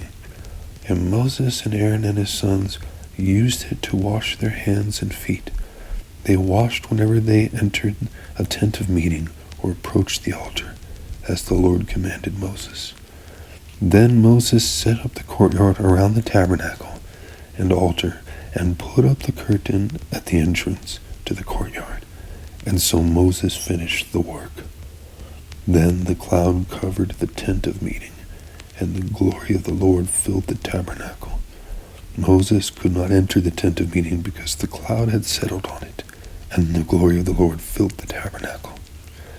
In all the travels of the Israelites, whenever the cloud lifted from above the tabernacle, they would set out. But if the cloud did not lift, they did not set out until the day it lifted. So the cloud of the Lord was over the tabernacle by day, and fire was in the cloud by night, in the sight of all the Israelites during all their travels.